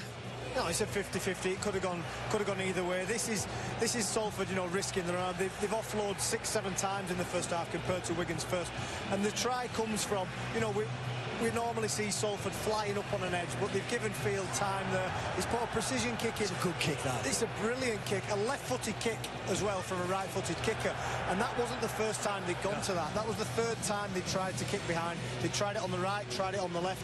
They've gone back to it again, so that's preview, that's game plan stuff. And we'd spoken about Salford's edges being aggressive. Well, Wigan's antidote to that was turning Farrell and Willie Iser back to the middle of the field, or Harry Smith and Jay Field, Bevan French trying to find short kicks behind the line. And as a winger then, you're thinking, I'm going to be aggressive. It puts you on your heels and you have to maybe second guess yourself.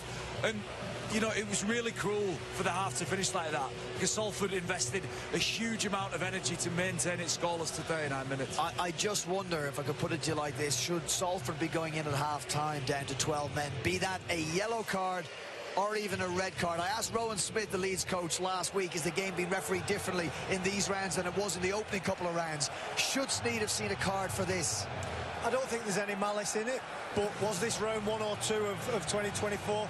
He'd be on a yellow, potentially a red card there, so it certainly is being refereed differently. Yeah, if you put that one next to the Famanu Brown challenge, I know, but if you put those two together, then it is being refereed differently. But we have to celebrate the fact that the referees have recognised it was ugly the first few weeks and they've changed things. I think that might well get pulled up in the match review panel, and that's what it's there for. But Mark Snead deserves to still be on the pitch. There was no malice in it. He didn't fly in to try and do anything, anything out of the ordinary. He's gone in to make an effort on a big man. He's got it slightly wrong. People don't deserve to get cards for that. You've instigated change, John Wilkin, with your on-air meltdown. Okay, right, that's enough from us at half-time here in the Salford Community Stadium. Second half on the way. It's the champions with a 4-0 lead over Paul Rowley's Red Devils, who have got threats in their side, and they bombed some chances in that first 40. Second half on the way after this.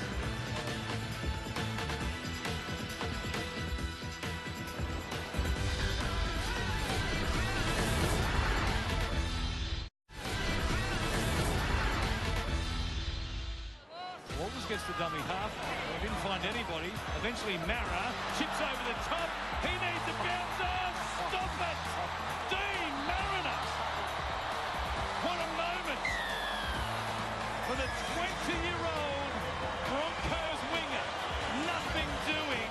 Chips over the top, and it came back to him like he was walking the dog with a yo-yo. Who does walk a dog with a yo-yo? Anyway, more NRL action for you on Sky Sports. On Saturday, we've got the Melbourne Storm hosting the New Zealand Warriors. 8:35 a.m. on Sky Sports Arena and on Main Event. Same channels on Sunday for the Dolphins against the Dragons. 7:15 start for that one. Well, round 5 of the Betfred Super League is up and running, and Salford very much in this tussle against the favourites, the Wigan Warriors, who have a 4-0 lead courtesy of Liam Marshall's try very late in that first half. All right, decent crowd here at the Salford Community Stadium, and let's bring you the live win predictor. Well, I can tell you, just before Liam Marshall scored, this was showing a 44% chance of a Salford win, a 43% chance of a Wigan win. This is obviously combining current score, on-field player advantage, time in the game, field location, team in possession, tackle count. That all goes into an artificial intelligence model, and it spits that out. But as you can see now, it heavily favours the favourites in this game, the champions, the Wigan Warriors. Right, let's go to Jenna Brooks, who's tunnel side, with some half-time team news. Jenna. Yeah, thanks very much, Brian. I was talking to both coaches. Paul Rowley said he was happy with that half. He said that he'd rather be leading 4-0 than trailing. He's asked his players just to be patient when they get their hands on the ball. Matty Pete also quite happy with that. He said that they're really growing into the game, and he's ready for a really big second half. Fascinating. Poised superbly.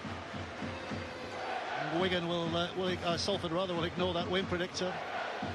Wigan wearing a special shirt tonight, by the way. It's you can see there, it's for the Brick, which is an anti-poverty charity in Wigan. And tantalisingly, they say there's a big announcement about all this in a few weeks' time. And that design is the Wigan Borough, apparently, the whole Wigan Borough, which does include Lee as well. So it's a big borough, 2 rugby league teams. So we're going to get this second half underway. What about the Kyle Amor win predictor? How do you see this going, second half, Kyle? Oh, well, look, you know, coming into the game, I thought it was Salford had it all to do, really, given what they were coming up against. But I just really like how they've gone about themselves, not only in this game, Dave, but throughout the season so far. And I just think for Wigan, I do agree with Matty P. I do think that they are growing into the game, but I think I do believe they're actually a long way off their standards.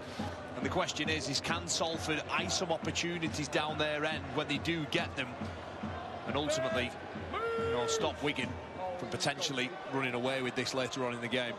Well, Patrick Mego has passed his HIA, so he's back out there.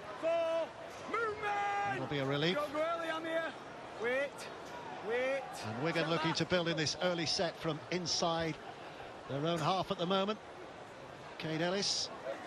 You highlighted 1 or 2 of his mistakes in the first half, Cade Ellis, but other than that, I think he's got a really impressive start to the season, hasn't he? Rested last week, but every game he's played big minutes, put in big shifts. That's a tantalising kick which Norfoluma carries easily. Yeah, absolutely, Dave. Look, it was just a 60 seconds where he come up with a bit of a loose ball and a penalty, but going back to his form, you know, I thought he was unlucky not to win the Bill Ashurst medal in the World Club Challenge. I thought he was incredible for the Warriors. You know, 46 tackles and over 180 metres in that game. Brilliant stuff from him. Here's cross. Move your line, baby! Get square! Go, Frank. Burrow out of dummy half. That play wrapped up by those Wigan defenders. Salford looking to build here, but they're already progressing through that tackle count. 1 play to go. Burrow is the man again, looking where Sneed is before he passes that ball away. Isa came racing out, but Sneed gets the kick away. It's an interesting one again, and not for the first time tonight. Jay Field just has to let it bounce because he hadn't quite got there to catch it safely, and it just loses Wigan a yard or 2, and they played a ball, very nearly lost them the ball.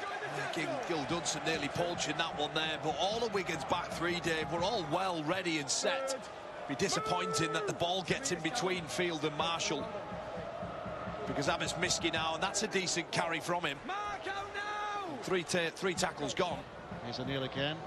Mago carrying it and carting it, and 3 Salford defenders holding him up and putting him down on tackle 5. So this is Wigan's turn to find a kick play, and up it goes. That's again, it's spinning on its axis, and that's why that happened. David Norfoluma. It's been a long time between drinks catching high balls like that are swirling all over the place. And he's come up with a mistake here. Yeah, and Harry Smith as well, to get that kick away under all sorts of pressure from Shane Wright. But Norfoluma just spills it. It's like you say, we've waxed lyrical about Mark Sneed's kicking game, but you cannot ignore Harry Smith's. Master the apprentice with the boot. So Wigan, having taken the lead in the dying seconds of the first half, have an early opportunity early in this second half. Good read there from Cross, but he was offside. He jumps the gun. That's the kind of edge, aggressive defence that we've known Salford to be. You're just seeing your pictures. Sky Replay shows it there. They all go before the ball's out of the scrum. So Wigan tap and go. They don't want the 2, they want the 6. Salford have got work to do. O'Neill directing things at dummy half before he bends his back and picks it up and gets Tyler Dupree hunting for glory, but 4 in red shut him down. O'Neill again. Slowish. Picked up, O'Neill out to Smith, who hauls it away towards Bevan French. Cross picks it up, but I think there was a interference off the ball. Just drag a player out. Yeah, you did, mate. It's a loose ball, you just drag Bevan French out of the ball. As Bevan French just toes the ball on. It's almost like he's pulled back. Just that arm pull there, and Bevan French, well, he makes a meal of it, let's be honest. He falls down far too easy. But Dion Cross does make a play at his arm. Bevan French just makes sure that the referee's convinced on it. Isa in, 3 pushing back. O'Neill ready and waiting. And here comes Mago. Strong legs, quick to his feet. O'Neill untidy, but he has picked it up okay. Watkins rushes out to make the tackle, and before the cry of help is made, Atkin came in with the extra shoulder. Field pops it up, Dupree takes it on. Battering ram on this Salford line at the moment. 2 plays to go. O'Neill out to Smith, they go wide again. French with a miss pass, Miskey's on the end of it, and over he goes. They just pulled up short there, Salford, which created that opening for Miskey, and Bevan French ain't going to miss that with his laser-style pass. And the Lebanese international is at it again. Yeah, then it all comes back off an error, and then back-to-back penalties. This being the second one as Cross comes out of the line. Bevan French kicks it forward, and just that pull on his left arm. Just in the end, it's just too much, and the Salford defence there, they can't cope with the shape. They've got a huge amount of numbers out wide. The inside spacing too tight from the Red Devils, and it leaves Lafay and Cross vulnerable. And Abbas Miski off a beautiful pass from Bevan French. Just ghosts in. The timing, the pass selection, the execution, Dave, it's all there. And it's all class from the Warriors.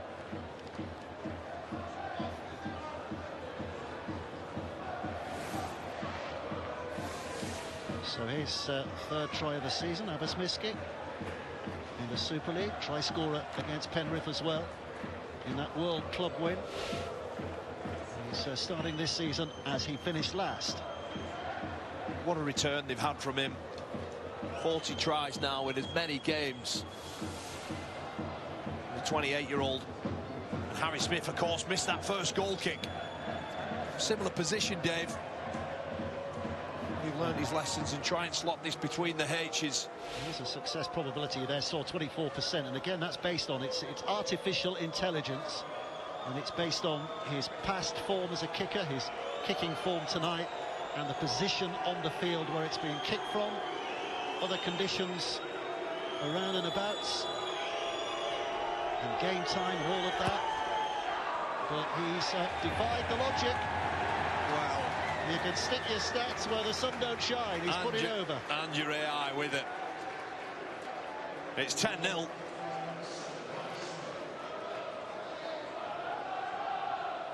Well, just an element of comfort here. It's worth reminding ourselves, and we've done it a time or two, Abbas Miski, this time last year, was on loan at London Broncos, wasn't he? He scored a try against Keighley in March of last year, and here he is in March of this year. Very much a prized possession of the Wigan Warriors. Yeah, and that's why the club have tied him down on a long-term deal as well. Tyler Dupree does well there, gets in between Watkins, but falls awkwardly, Dave. O'Neill out and sharp. Farrell takes it on, lost the ball. Atkins has snatched it off him. Big player. So Salford given possession earlier than they expected. Atkins is hurt though here. Chris Atkins gets up and plays it bravely to allow the game to carry on. It's going to be in the way now. And he's right. That's a beautiful one-on-one steal. Yeah. And a clever play as well on Liam Farrell. As Gil Dudson now, he tries to meet and land through Dupree and does so. Quick play, the ball coming here. Burrow, now Sneed. Salford need a quick response. And they're in prime position here to achieve that. But Wigan's defence is razor sharp. Sneed. Lafay comes hunting back towards the middle. And gets a decent ball away. Now it's Watkins, who is just direct. And a great offload as well. Shane Wright carries it on a stride or two. One play to go. Atkins is back, he's okay. Sneed puts a kick for himself to chase. Was he dragged back there? Yes, he was. Referee saw. It's a penalty only. There's too many players here for it to be anything else. Mark Sneed is causing all sorts of problems with that boot. And just there, I think it's a little pull on Jake Wardle. Yeah. Well, again, I accuse sort of Bevan French of making the most of it. Well, it's hard to argue that Mark Sneed's done exactly the same, but it is a penalty. I think he had two things in his mind there. We might score, we might get a penalty, and I'll make sure we get the latter, whatever happens. Anyway, Salford carry on. Dudson. Here's Burrow. Sneed, the craftsman. Atkin puts it back. Quick hands. Not much room for Nenny MacDonald to work in, but he's working it well. Very well. There's a handful. Wigan's defence, a little panic there. Another set of six. Sneed throws it left. Step back on the inside, but no way through. Well, they've got tackles now to play with. And a position that looks good. And here goes Burrow. And it's another set of six. Another set of six. Marcus not square. So Salford, all the time in the world at the moment. Atkin, back to Watkins. Watkins just spoons it away to MacDonald, who's not given a lot of room to work in because there are three defenders straight around him. We'll have to be careful of the Warriors in this set of six, not to give another six again away. Skimmed back towards the middle. Atkin pops it back on the inside. They're just trying to blast the path through at the moment. Foster gets up, plays. Burrow, long ball out to Sneed. Sneed with a footwork, looking for some fatigue amongst those big men down the middle, almost finding a way through. Farrell gets his breeches and pulls him back, but here comes Watkins. Watkins, he could have got that away. Farrell did really well there, put his body in the way to make sure that pass wasn't on. Otherwise it was a try. Sneed again, slides it into the in goal. The chase is on, and I think that Stone is going to claim this. Well, he is claiming it. But we're going to the video referee. I have a try. Just check, the ball line, please, grounding.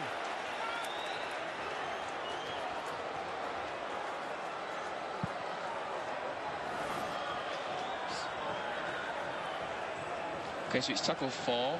We've got an on-field call of a try. Just checking onside, offside, into grounding. So everybody to the left is onside. There's a player off to the right, but he gets back. And we're just in towards the grounding now, please. So we're nice and slow on this. He's taking possession. Thank you. I've seen all I need. Poacher supreme. And Salford, I think, are going to get the thumbs up here. And a route back into the game. They are the club that do not know when they are beaten, and they're back in the competition again now. Well, Mark Sneed comes up with a huge period of play. It was his little kick through, the pullback on Jake Wardle, that started it all off. But once again, we mentioned Jay Field's kick for Liam Marshall's try in the first half. Well, this time, it's the delicate and accuracy of Mark Sneed's boot. The chase from Stone, Wright's there too, and Stone gets it. Well, here is a potential moment of local history. Kicks this Mark Sneed, and over it goes, and he becomes, in the Super League era, the most prolific Salford scorer, overtaking Steve Blakely. Mark Sneed now with 590 points for the Salford Red Devils. Just by way of comparison, by the way, the great David Watkins scored 2,907 points. But he never played in the Super League era, so he doesn't count. And a smile from the coach, and Salford are back in it at 10 points to 6.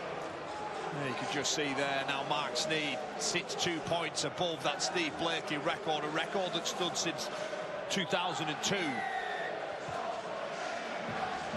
So all smiles at the moment. Oh, nearly turned into big frowns because Dion Cross juggled that.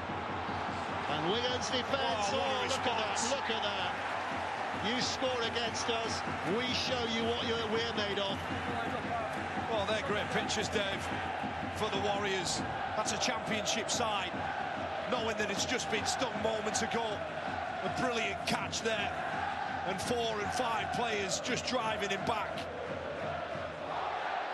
A little juggle from Cross there, checking his foot that it's not on the dead ball line. In front of Uawa, met by 5 of them. Well, the dropout was not the longest, and it's given Wigan field position. 10 metres. Wait. Here's O'Neill. The Warriors have been stung. Dupree carries. O'Neill stands and waits. Comes to that right-hand side. And Mago is making an impression here tonight, and not the best of impressions there, because he's lost the ball again. He's knocked on. Yeah, Wigan do that play an awful lot. They put Mago on that the three-man edge defender of Salford, just to try and create a bit of momentum. Tim Laffey all over that ball. Mago just spills it at the last part of that play. Amir Burra, by the way, has gone off for an HIA, so head injury assessment, so he'll be missing for the next 15 minutes. So they've got to mix and make up in that dummy half position. Atkin presumably will take over that role. He's playing at the back of the scrum here at the moment. He's had a rough week, hasn't he, Amir Burra? He's had sickness, and he's got the head injury, potentially. Step back, don't chop him in. Ethan Ryan onto the field. 18th man last week, finds his way into the 17 here tonight.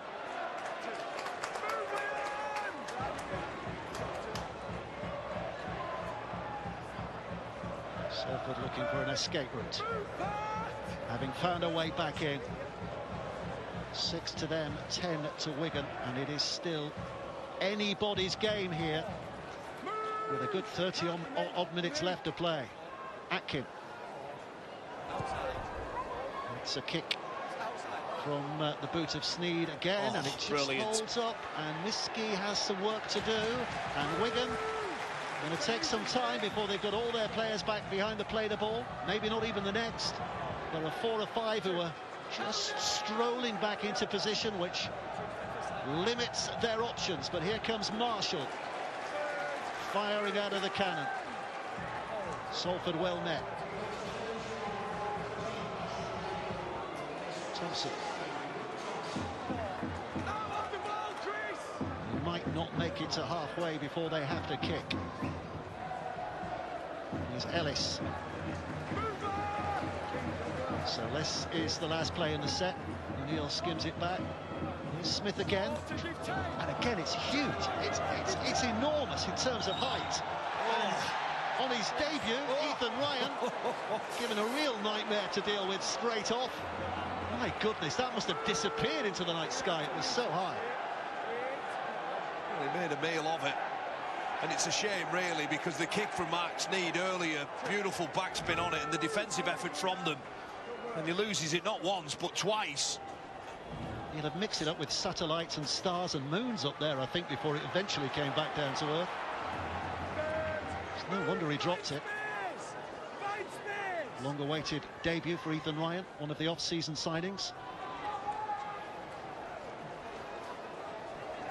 This is MacDonald. Atkin. Sneed searching for a bit of width here. Brierley gets it on its way again. Faluma trying to push off, but he's got 4 to push off, so that was never likely to happen. Yeah, terrific work underneath the ball. William Farrell on the edge of that inside chase. It just meant there was 4 men in front of him. Sneed tries to get the boot to ball and does so. Well, here comes Jay Field. A more comfortable catch for him.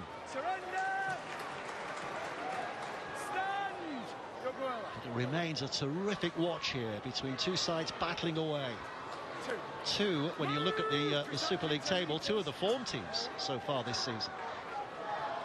Marshall, just got away from one and almost burst through the next little gap that appeared, but Salford pinched him in.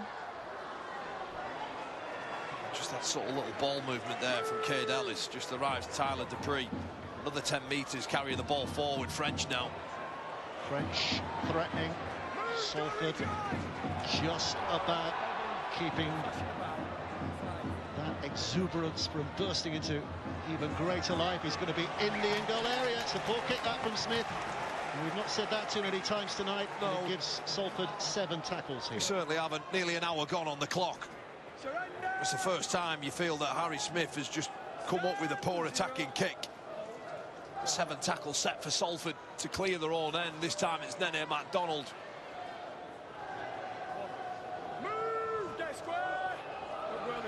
Yeah, both sides will be feeling the ferocity of the battle, you'd imagine, at this moment. A bit of burning of the lungs, heaviness of the limbs, but they have to lift again for what remains of the match. Still 20-odd minutes, and it is yet to be decided. Atkin. A leap in the air and a carry from Joe Shorrocks. There's several ex-Wigan players in the Salford Red tonight. Uniyayawa. Here's Atkin. So going to be Sneed again. Again it's a kick. Again Field finds himself almost isolated underneath it and doesn't get there first. Just too much time there, Dave, for Mark Sneed to kick that ball. Luckily for the Warriors, they come up with it. Amos Miski, he tries to wrestle and keeps going. Does so well. Miski's done very well.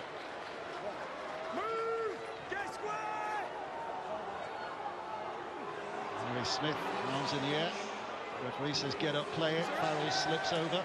Surrender called, so extra time for those Salford defenders to hang on there. There's Harvey Hill, who's relatively fresh to the scene. O'Neill. Thompson, ball in hand, he picks up the pace and real urgency as he takes it forward. 2 to go in this tackle count. Smith back on the inside, Hill's there again, exuberant. But this is the last. This is the last. So where's Smith putting this one? Little chip this time. Should be easier for Ethan Ryan. Oh, collision in mid-air, but Liam Marshall was competing for the ball. And if he made a mistake on the first one, I think he's just more than made up for that, hasn't he, Ethan Ryan? Yeah, certainly has there. Difficult take as well, under pressure from Marshall. But Chris Kendall absolutely spot on. Both wingers competing for the ball, both eyes on the ball too.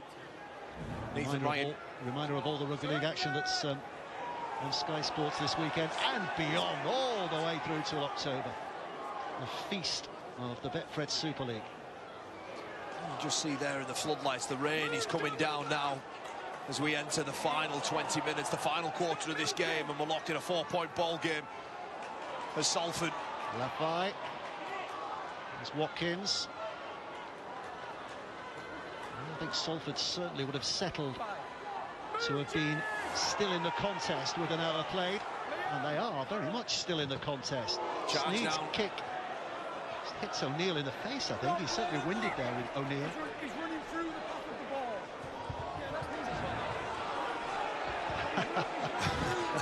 Ryan Briley just questioning Chris Kendall's decision there. He's run through the path of the ball.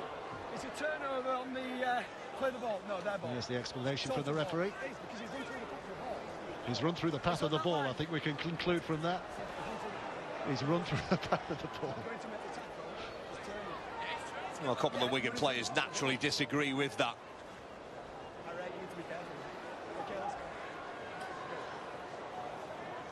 So Salford, a little bit of respite in the pace of the game, giving both sides a little chance of recovery. But here we go again, and Sneed now puts it back to Briley, and Briley gets it away to Watkins, and Watkins twisting in the tackle, but always had to go down with ball in hands. Briley collects. Here's Sneed now. Oh, and I don't think Buniyaya was expecting that. He's recovered well. Well enough. Atkin searches right again to Briley. Briley with a step on Farrell, but overstepped in some respect because he fell over and made him an easy tackle for Ellis to make. Shorrocks with a pass away. Right, put down. One to go. One to go. Do we look for Sneed again? Yes, we do. The kick is high, and there's a real battle on goal. And I think that Rafai has caught that on the full and has scored. Yes, he has. Wow, what a turn-up. 10-0 down, back level, kick to come, and Rafai is the latest Salford hero. Well, he certainly is. He's the beneficiary of, once again, a beautiful kick from Mark Sneed. He's been electric so far in season 24 with the boot, but just watch this kick here. It's high, it's hanging, and there's 3 shirts in the picture, 3 shirts to outplay 2 of Wigan's.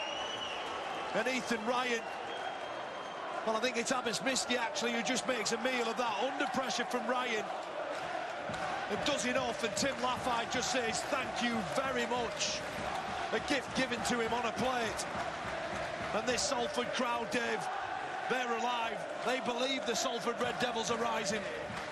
Yeah, a familiar anthem in these parts, and they've sung it with gusto and confidence many times over the last 2 or 3 years under Paul Rowley's stewardship.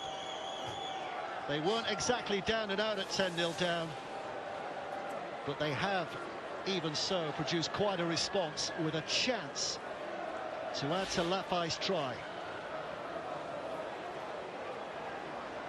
This will be his 19th attempt of the season.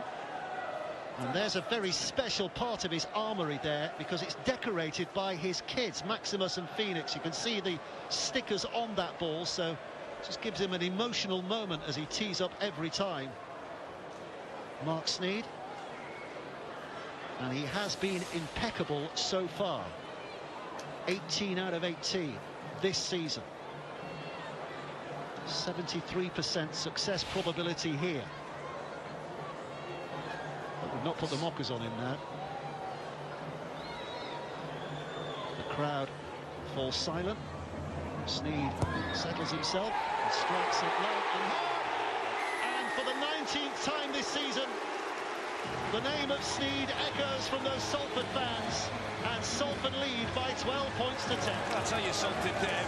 Ice runs through that man's veins. A huge pressure kick. We see what he does in attacking play. That is on the money. Look at how close that is to the try line. Anything that comes down becomes a lottery, and he slots it over from a touchline conversion, and Salford lead 12 points to 10. This wasn't in the script, Dave. Well, Mark Sneed's boot won him a couple of Lance-Top trophies at Wembley, didn't they? In the Challenge Cup finals for Hull in 2016 and 17. And now his boot is leading Salford to what could be a memorable night here tonight. Both out of hand and off the tee. But there's still a long way to go, and Wigan will have a response. What about this? Set after points, you're up by 12, your first time you take the lead, and they're still throwing the ball around from inside their own 20. You know, what a licence they have to play from Paul Rowley. There's MacDonald, who's stolen about 15 metres there. That's cheeky, that, Nene. Get back. Salford through the middle. Joe Shorrocks.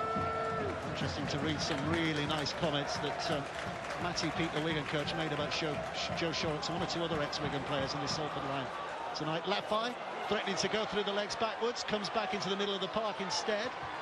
Atkin kicks because it is the 5th. It's played at by Wigan, and it's played at, so it's onside. Here we go, Salford in basketball style with a kick towards the corner. Noah Faluma can't gather it up. Field does. Salford have taken the cork out of the champagne bottle here at the moment, but Wigan are hanging on. Well, he tried everything in that set. It was scruffy, it was excellent, it was skillful, it was everything. But in the end, it comes to nothing. And it's Wigan now who have to carry the ball through Abbas Miski. He crosses over the 20 away from his own line. And this is the part of the game where Salford, if they're going to go on and win this, it's defensively now. They'll still throw the ball around, they'll still look to take opportunities. But defensively, they have to aim up down this end of the field. Well, you look down at Wigan's matches so far this year, and of course there was that World Club Championship game against Penrith that was so close and so tight. But in pure Super League terms, this is the toughest challenge Wigan have had so far. And that's Briley, who's back at full back, who catches. And Salford launch again. 32-4 winners against Castleford, 30-16 winners against Huddersfield, 60-22 winners against London. But this is a real battle here tonight. Yeah, and again, you know, going into this, looking at the story behind it, you know, the number of players and the quality players as well that Salford have missing. You know, their 1-17 is still a very good squad. Where the question marks were raised was over the depth of the entire squad. But, you know, boy, have they answered questions so far in this season. Burrow skipping left. Sneed again. Kick again. A little bit of a problem there for Field. Not so much in the taking of it, but what he does next, because Salford defenders are swarming around it. Yeah, just look at the pictures again. It's a quality kick from Sneed, a backspin on it. And as soon as Jay Field turns round, there's 4 red shirts there, all connected, all chasing hard together. It just means it's incredibly difficult to get out of those pockets. Well, talking to Paul Rowley, the Salford coach, yesterday, he was talking about his side being in recession because of the injuries and illnesses that they've had this week. But I think this is what they call a bounce back, the economists, because no sign of a recession at the moment. Well, look, Paul Rowley obviously is a very clever coach. As that ball goes over the sideline, there's another opportunity here, Dave. The Warriors are crumbling. There's disquiet amongst those in black. French's pass. Miski misses. Salford get it back. Emotions running high on the benches at the moment, not that you can tell, but I'm sure there's a little concern from Matty Peet and his coaching team. Yeah, I just feel that overall the Warriors, they've not been where they needed to be. It was evident in the first half. They were falling off tackles, missing tackles at will. Skills let them down at parts of this game, and that's just another picture of that. But for Salford and the Red Devils faithful, they're growing. Time is on the clock for them. Testing pass for Dudson. Wasn't going to be doing too much with that, apart from catch the ball. Shorrocks. This is Burrow at dummy half. Just to his left is right, but it's Sneed who gets it now, and Briley quick hands, and Laffey quick as well. Ethan Ryan cutting in. Penalty, high. It's secondary. Beautiful skill. Secondary. It's off the shoulder. On that left edge, sorry. Just goes through hands, and Ryan steps back hard off his left foot. Oh, he doesn't really connect with his head at all there, does he? He hits off the ball and it goes over the top of his head. But yeah, Adam Kieran had a good case for complaint there, didn't he?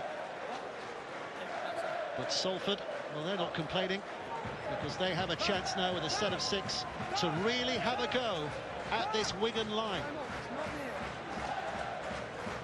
Time not quite an issue at the moment, certainly not the way the scoreboard's standing, but Salford can get themselves over that glory line again here. Suddenly Wigan will find it a little more uphill. Sneed, short pass, but Shane Wright can't burst the way through. Here's Burrow. I need you quicker. Sneed again. Dudson. Another of those ex-Wiganers, or ex-Wigan players, I should say, in Salford colours. Burrow spins it back to Sneed. The general's waiting. The kick is for Briley.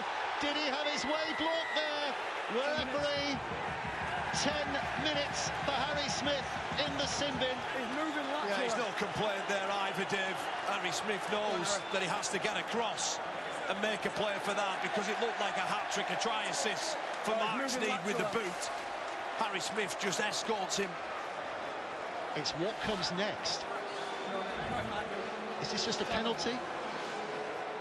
I think it's impossible to say from that pictures, Dave, that it's going to be, he's going to get to that 100% concrete. Let's hear from the ref. That takes it into penalty and bin rather than a penalty try. Yeah, once you've given a yellow card, you can't give the penalty try. Mark! Either the sin bin or the penalty try. Which would you take if you had the option of Salford? Not that they have. Well, of course you take the penalty try, Dave, wouldn't you, with the stage where we are in, 10 minutes left on the clock. But I think it's almost impossible to guarantee that Ryan Brierley will definitely get that ball down, but it matters not with 5 metres away, Dave. So Wigan are down to 12 for what remains of the game, because less than 10 to play. And Salford with that lead. So Wigan have got to hang on here and then find a way to get through again. This is a test for the Warriors. Sneed. Wigan hanging on. Burrow. Waiting on the inside is Shorrocks. He carries it now and then shifts it back to Sneed again. Salford keep knocking. This is Burrow. Sneed, another kick, played out by Farrell. Farrell knocks it back. That was really good work from Liam Farrell, because he played at it and he had to get a hand there to give his side possession back again. Yeah, well, he's finally realised about the boot, the short kicking game from Mark Sneed that's caused the Warriors problems tonight. That's brilliant there, to trap that ball, to pat it back, and then Thompson pinches 20 metres off the back of it. But there's an error here, Dave. There's an error. Stepped over the ball, not played it. No genuine attempt to play the ball. There's a real fervour in the stadium at the moment, isn't there? Play the ball, yeah. What are you doing? Luke Thompson, the man who's given this away.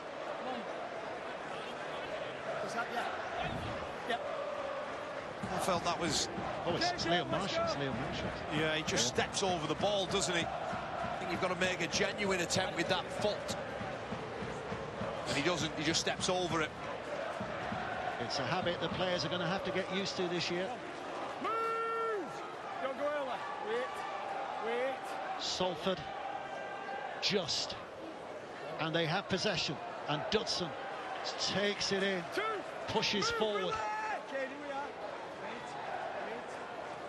Burrow. Missing out a couple.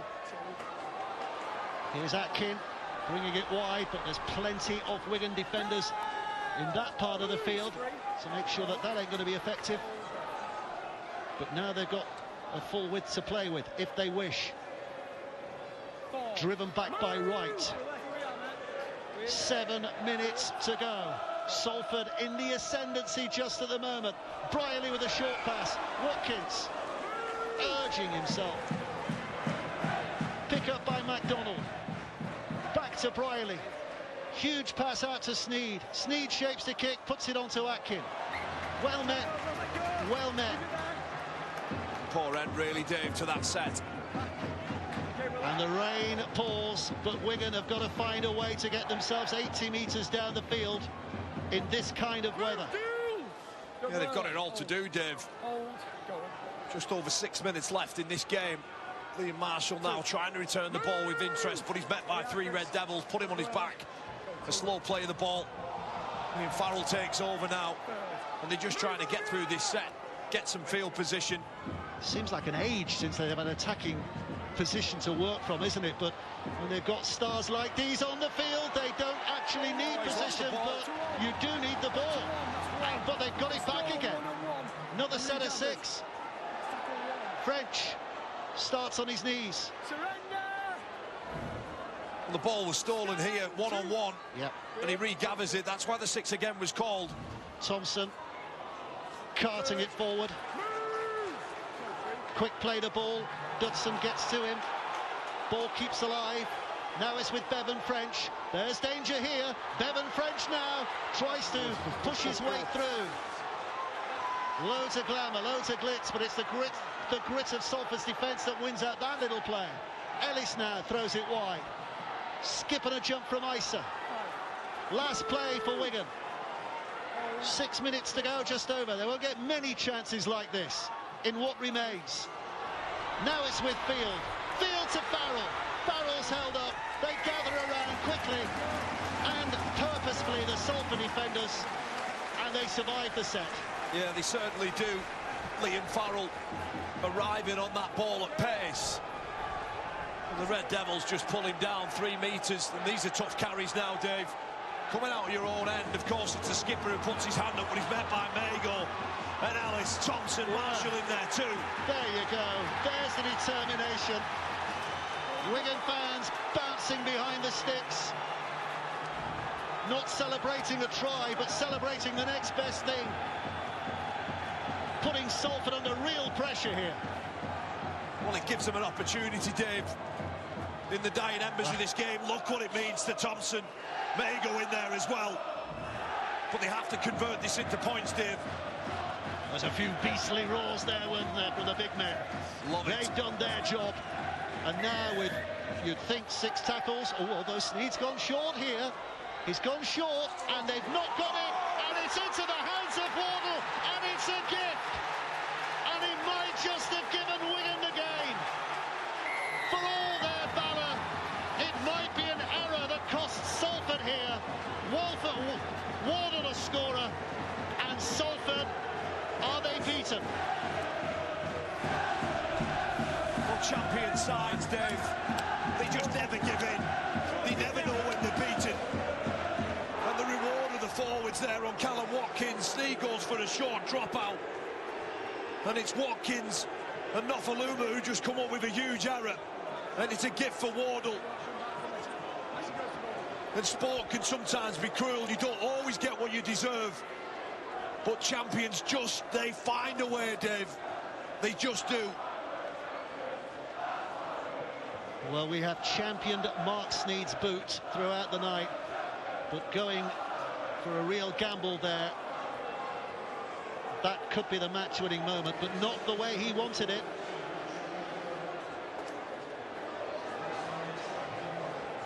I'm just not sure that the short dropout, given the scoreboard, was the smartest play that Mark Sneed could have come up with there. The message surely must have been, put your foot through the ball, back your defence 40 metres up the other end of the field. And it's cost them. It really has. Well, it looks like a bit of anger and frustration there, doesn't it, from Paul Rowley? Frustration and opportunity potentially missed here tonight. What a scalp this would have been. Adam Kieran taking over the kicking duties. Harry Smith, I should say, is of course off the field in the sin bin. But again, as we've said before, not a bad substitute to have as a backup kicker. And there's an example of why. 12 for Salford, 16 for Wigan. A little bit of nerves on both sides now because 2.5 minutes to go. It is still a game that could be won and lost here. The Red Devils, Dave, they need to come up with special. Oh, that is such a ridiculous penalty to give away. They weren't even on the chasing side of the field. And look at that. I mean, that is obvious. That's as bad as it gets, actually. That is just such a brain explosion. It's just poor concentration, isn't it? You're chasing the game. Mark Sneed will no doubt be furious there. I'm not sure who the guilty party was. But Wigan, they know now they're inside 120 seconds when Thompson plays this ball away from away in Amir Borough, I think it was. Well, he's been brave in putting his hand up to play today, Amir Borough, because of that illness. We're told he wasn't 100% fit. But there'll be a real air of frustration from him, I'm sure. Hasn't lost his team the game. Of course he hasn't, but he's just denied them an opportunity to maybe get back into it. Wigan will run down the clock here. Another try wins it for sure. Here's O'Neill. Inside for Byrne. The rejuvenated Byrne back from his recent hip problems. Last play, the Wigan just roll this into the in goal and settle for another set of 6? Or do they go for glory? They go for glory, and they win the game. And Devon French is there to slide in. And this incredible winning record goes on for yet another week. It'll be a 15th consecutive Super League victory for the Wigan Warriors. And when they play St Helens on Good Friday, they'll be going for a full house of Super League victims since that winning run started in July. Bevan French comes up with his 3rd try of the season, and it's absolutely majestic there. He just sells the big dummy. Sneed buys it. And he just goes through far too easy. Sam Stone, he's left grabbing at Bevan French. You give him an inch of space, Dave, and he'll take an absolute mile. Scoreline perhaps doesn't reflect this game over the course of 80 minutes. Well, Matty Smith knows that it's job done. Sorry, Matty Pete knows that it's job done. The Wigan Warriors sit top of the Betfred Super League. I'm sure Matty Smith will be watching somewhere and he'll know his job done as well. Well, it has been a phenomenal record, 75% winning success under the Wigan coach Matty Pete. What a couple of years he's had. Challenge Cup winners 22, Super League winners 23, World Club winners 24, and on course for maybe a repeat of grand final successes. We can only say maybe at this stage of the year. There's an awful long time to go.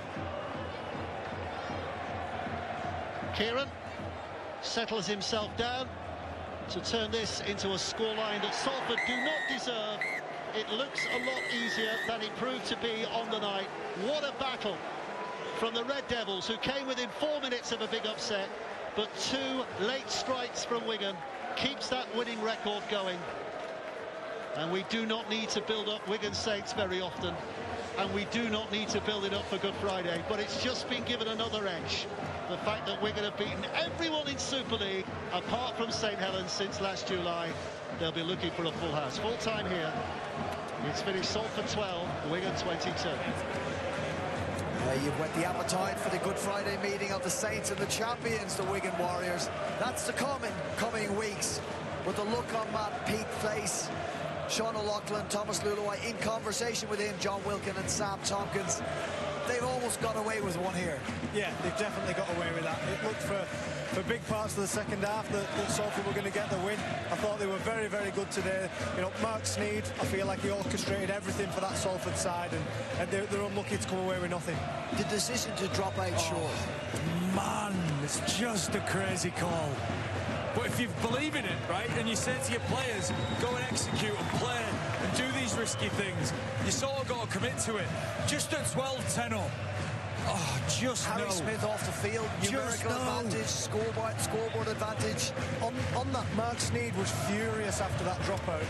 And I don't think... With who? Himself or the... No, with the edge. It was Nofaluma. I don't think it's any coincidence that Nofaluma, a man that's just been at the club, was the one out of position. He should have been behind the ball. They'd sent up a centre to catch the ball. Nofaluma went up with him, got nothing.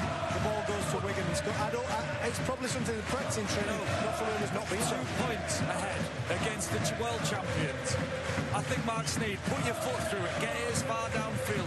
The simple thing in rugby league, the closer a team are to your line, the more likely they are to score. So just even invite Wigan into that situation in a 50-50 is risky. And he was so close to masterminding, because he was brilliant, Mark Sneed. A historic win over Wigan as Salford looked to go top of the table for the first time since Christmas 1979. He was outstanding, Mark Sneed. They are an outstanding side. And Wigan, though, had to dig deep, but that is the sign, Sam, of an outstanding team. Yeah, and they had to dig deep with 12 men for the last 10 minutes as well. You know, this is a team that knows how to win games. They know how to be in tough situations. They won't be happy with the reasons they were in that situation today. I thought they came up with far too many errors, uncharacteristically, far too many penalties, and so many pressure releases for Salford. They had them pinned and they let them off again with an error or a penalty. It was a substandard performance from Wigan, and they found a way to get the game done. and they've found a way to win the game. I thought Salford, for so many reasons, were sparkling. 6 players missing, the squad decimated, you know, Croft-Ackers, all of that thrown into the mix, and they produced nearly a magical performance. But they just lost their heads. What has been said here? You know, what are they saying? Well, believe in our system. Paul Rowley will be saying next week, believe in what we do. They've gone toe-to-toe with Wigan and very close to beating them. We had an in-depth look at what Salford do with salary cap constraints and maybe one of the lowest playing budgets in the competition.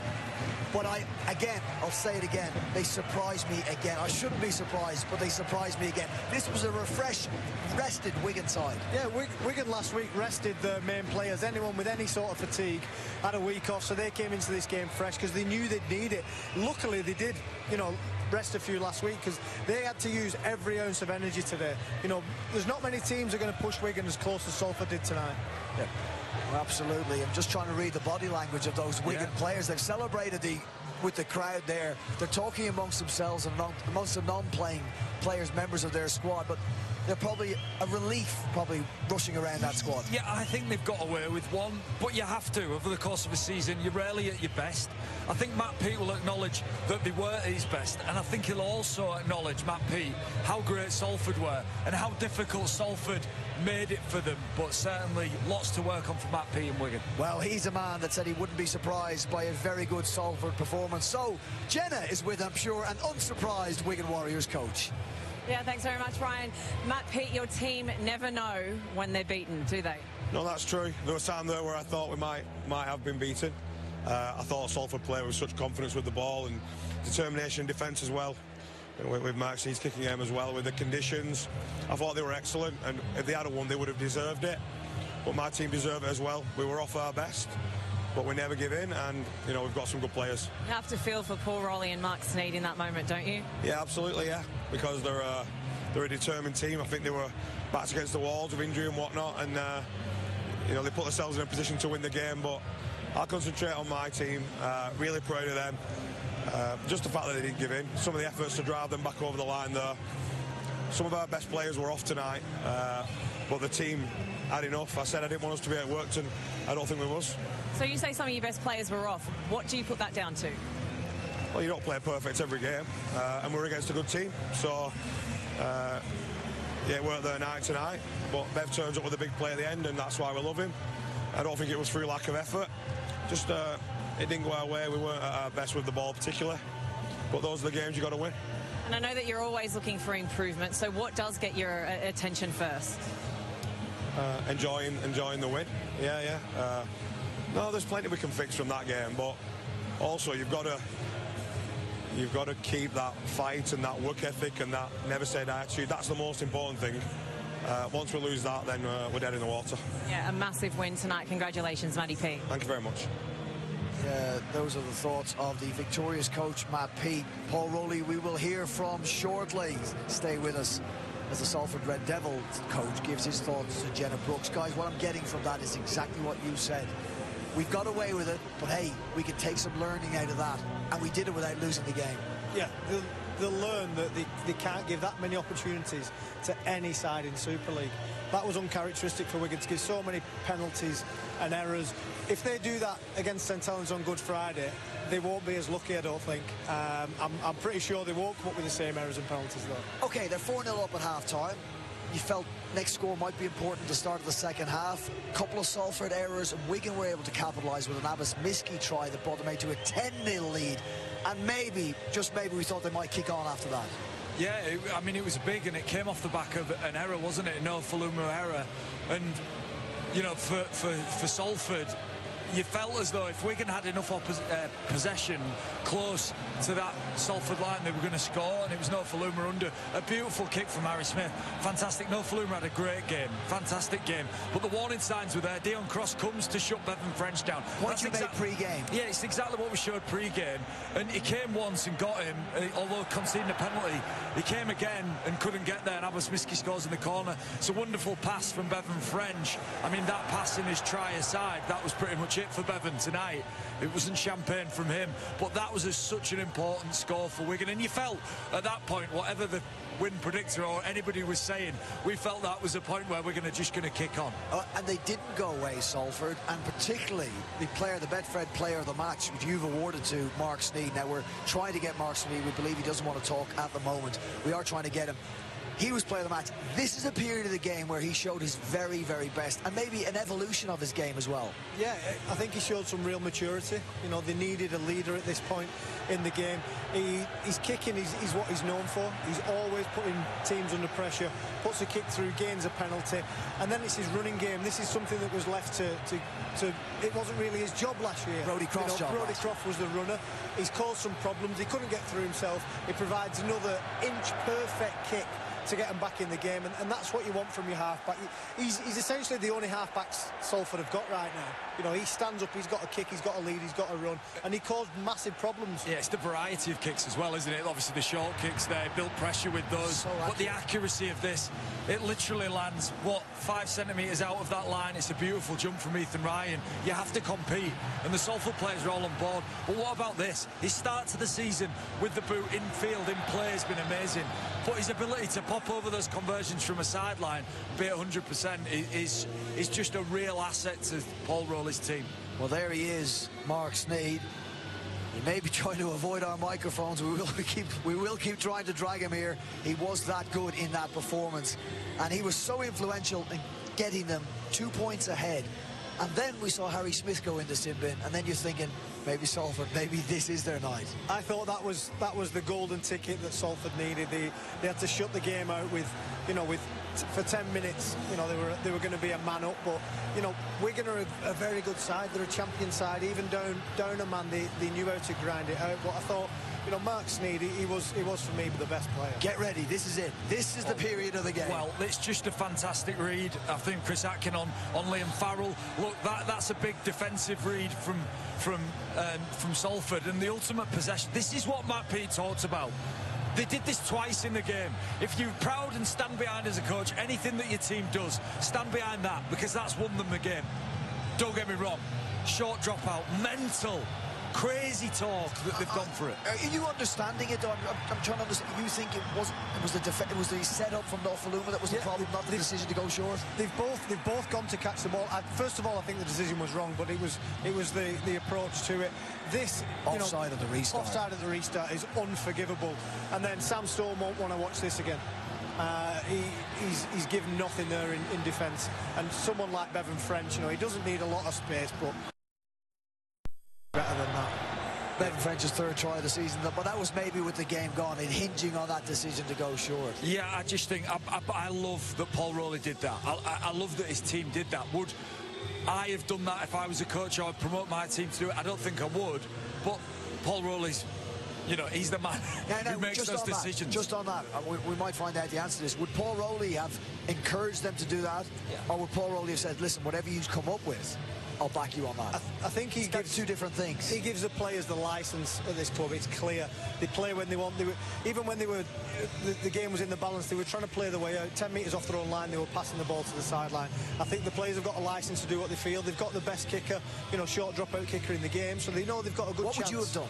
I'd have kicked it long. Well, even if you had Mark Sneed in your side and you were the captain, what would you still would have gone long. They were only 2 points up at that point. If he gets that kick 1 metre shorter, it's a penalty to Wigan, and they level the game up. So I don't think it was the right choice at the time, certainly not. No, it was the wrong choice. And look, if they execute it and they get the ball back, we're saying Paul Rowley's a genius, Mark Sneed's fantastic. But the flip to that is they didn't get it right. So we can't call it out as being a fantastic play, because it wasn't. And ultimately, we could talk about the short dropout all night. You know the play that won the game for Wigan? It's 5 men bum rushing Norfoluma back over the line, who had a very good game himself. A couple of tough moments, but that's the play. That's the effort play. It was the players after that. Wigan celebrated that like it was a try. They knew at that point how crucial it could be. You know, they weren't just like, well done, good, great tackle. They were flying in. You've got Luke Thompson screaming like he scored a try, because they knew that was going to be pivotal. Okay, here it is, guys. And this, as you say, this comes after just stop Liam Farrell. And then the short dropout goes to Jake Wardle. You can't have two players on an edge, both competing from the Salford side to catch the ball. If the ball doesn't go in one of their hands, they've got to have somebody else behind. That isn't a setup they'll practice in training. And that's what Mark Sneyd was fuming at, wasn't he? Yeah, He's fuming at that his edge players have misread that situation so badly. Look, what a game that was. Wasn't it such a good game, and what a way for it to finish. That's the next thing I want to ask you. Put Salford's performance into their body of work so far in 2024. It's their second defeat, but that defeat, I'm going to suggest to you both, like the defeat against Leeds in round 1, doesn't detract from what has been an amazing season, considering the players that they had to put together. That's the best they've played this year. They've won some games this year, they've lost there, but that's the best they've played. The fact that they dominated Wigan for large parts of that game, certainly the first half, you know, up until 39 minutes, they controlled Wigan. So I think there's huge positives for Salford there. It does contextualise the defeat that Hull KR suffered here and the defeat St Helens suffered last week. Yeah, it does. My only thing to counter that is they should have won at Leeds, right? They maybe should have won here tonight. Now, in the course of the season, when you're scrapping it out for the playoffs with 3 or 4 of the teams and they're really maybe pushing to get into those playoffs, those things matter. And as attractive as it is, and as beautiful as Paul Rowley plays the game, and how entertaining they've been for us, those 2 missed opportunities, you know how tight it gets. We start talking about the race for the playoffs with 10 weeks left. Yeah, and sometimes we forget round 5. We forget this here. Yeah. But that short dropout here. Does that not give them loads of confidence, though? Yeah, definitely. When they do come to a game, if they've got to play Wigan later on in the year to secure a spot in the playoffs, I think they go, you know what, we went toe-to-toe with Wigan for a long time. So, yeah, they've not quite got the win, and it's going to cost them. You know, they didn't get the 2 points, but they can go. They won't be worried about playing Wigan again. No. If you've missed a lot of players and you were leading Wigan with 5 minutes to go in a game, I think you will take an awful amount out of that as a squad and as a coach. Here's Paul Rowley with Jenna. Thanks, Brian. Paul Rowley, let's just start with about 5 minutes to go. Mark Sneyd makes that decision for a short dropout. Was it the right one? Well, it wasn't, but Sneedy was man of the match and absolutely the right decision. He was the best player on the field, so we've got no dramas. You win some, you lose some regarding that. And, you know, he's been brilliant for us, and he continues to be brilliant. He was brilliant today. He made one bad decision, but that's what happens. Talk more about him in a minute. You said this week that your players, your team never let you down, and again tonight they didn't. No, they didn't. We put ourselves in a position to win. We should have won the game, really, with Wigan down to 12. You know, we didn't. We kind of got derailed a little bit, probably for the last 10 minutes, and lost a little bit of composure there. But yeah, I mean, your point is they don't let me down, and absolutely not. They're a good bunch, you know, and we've had a lot of adversity this week with illness and injury. You know, look at our team compared from last week. So, but whoever comes in just steps up and does a shift. So we've got a good group. And the scoreline certainly didn't reflect that game. Yeah, well, they get one at the end, and you know, Bevan French does that, doesn't he? He can be quiet for a game and pop up, and he's going to burn you because he's got speed. So. It was a tough game. We give ourselves a chance of winning it. We're disappointed we didn't win it. That's as simple as that for us. All right, let's go back to Mark Sneyd. Tonight he became the most prolific point scorer in the club's history. Why is he so good? What makes him so good? I just think he's authentic. He's not a manufactured player. He's grown up playing the game he loves, and he still plays the game he loves, and you can see it written all over his face that he loves playing. He wants the ball in his hands. And he's an authentic rugby player. He's a purist. He's what rugby's all about. He's fantastic. He made his debut back in 2010. Are we seeing him at his best? Yeah, like I say, he's certainly enjoying himself, and you know, he's had a distinguished career over at Hull mainly, and he's come back here, and yeah, like a vintage wine, I guess. You know, we hear that said a lot, but certainly he's been fantastic. Rowley, commiserations tonight. Thank you. Yeah, the coach of the Salford Red Devils, Paul Rowley. There you go. In an embrace with Jenna, smiling. He has got a great approach to life and to rugby league, and defending Mark Sneyd. And why wouldn't he? We want to look back at some of Mark Sneyd's highlights from that game, particularly in the first half, where they were going toe-to-toe with arguably the best team in the competition, and it was through him. Yeah, he was the heartbeat of all the attack for Salford. His kicking game, something that we've spoke about a lot today. We'll speak about it a lot more this year, because it just puts teams under pressure. Whether it's a low kick like this one we're seeing here, it's still putting them under pressure. Whether it's a high kick like they got for the try, his goal kicking, everywhere he's about. Defending, I don't think we'll see many highlights from him defending this year, but his choice of kick at the right times. Just pick up on the point that Paul Rowley made about him being a natural rugby player. Well, yeah, I mean, there's two sorts of people. There's athletes and there's players, isn't there? And we've been obsessed and consumed by developing athletes, you know, people who are physically impeccable and great specimens and whatnot. And there's people who just love to play the game. Like, I always love to play the game of rugby, and Sam's the same. Mark Sneyd, without doubt. So he's no gym junkie? No, he's the opposite. I can imagine him, right, in a pair of cycling shorts with some loose-fitting shoes on, just saying, you know, do I have to go in there, coach? Just with a coffee. I can imagine him being really forlorn on a Monday when it's just gym. But when it comes to executing plays, manipulating defences, kicking the ball, high rate of involvement, dominating a game, well, that's his shtick, isn't it? Today it is, and today he has become Salford's record point scorer in Super League, overtaking Steve Blakely. Well, we'll plug that result. A 22-12 win for the Wigan Warriors, unbeaten in season 2024 as they look to defend their title for the first time in their Super League history. And those 2 competition points puts Wigan Warriors clear for the moment on the top of the table. They're ahead of St Helens, Catalan, Warrington, Leeds, who have only just lost 1 game each. Salford, that's their 2nd loss. They stay in 6th spot. Okay, it's round 5 up and running, and we've got 5 more games to take you through. We're going to do those 5 in 5 minutes. Let's start tomorrow. We've got a clock on this as well, I think, and a hooter. So some discipline, please. Right. Tomorrow, 5 in 5, we're going to start with Leeds against St Helens. This is a standout Super League game. Will tell us a lot about both sides. Why? It will. Saints are coming off the back of a tough loss to Salford Red Devils. I think Leeds have been the most attractive side to watch this year. Can they continue that? Can they still look as good against attractive the top because they're unpredictable? Yeah, unpredictable. They're scoring long-range tries. Ash Hanley's the informed player in the competition. I thought they've been really, really good. We're expecting it. We spoke about it before the season. They've signed really well. They're going to be outstanding, and I think they've delivered so far. And the Saints will be stinging. Oh, stinging. Without doubt. Mark Percival's red card last week, Salford getting one over them the first time since 1980.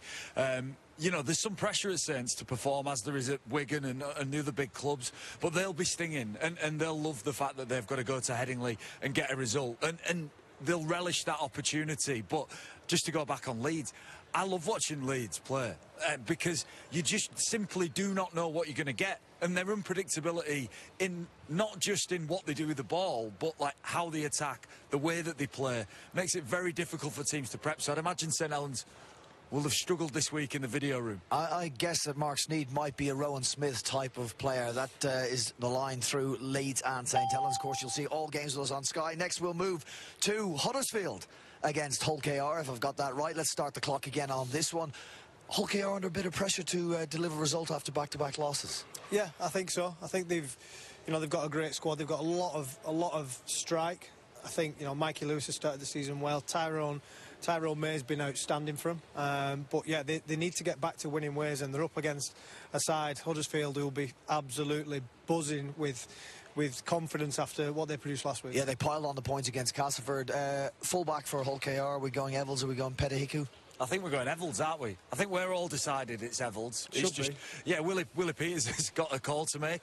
And I like defend his decision. He wants to play Petahiku there. Play him there and change your mind in a month's time or 2 months' time. I'll go back to Bevan French starting on the wing last year. Well, exactly. So, yeah, Matty Pete didn't work that out. But, yeah, this should be an interesting game. Huddersfield, look, they've got some stars. Let's get who wins that one? Who wins that one? Hull KR.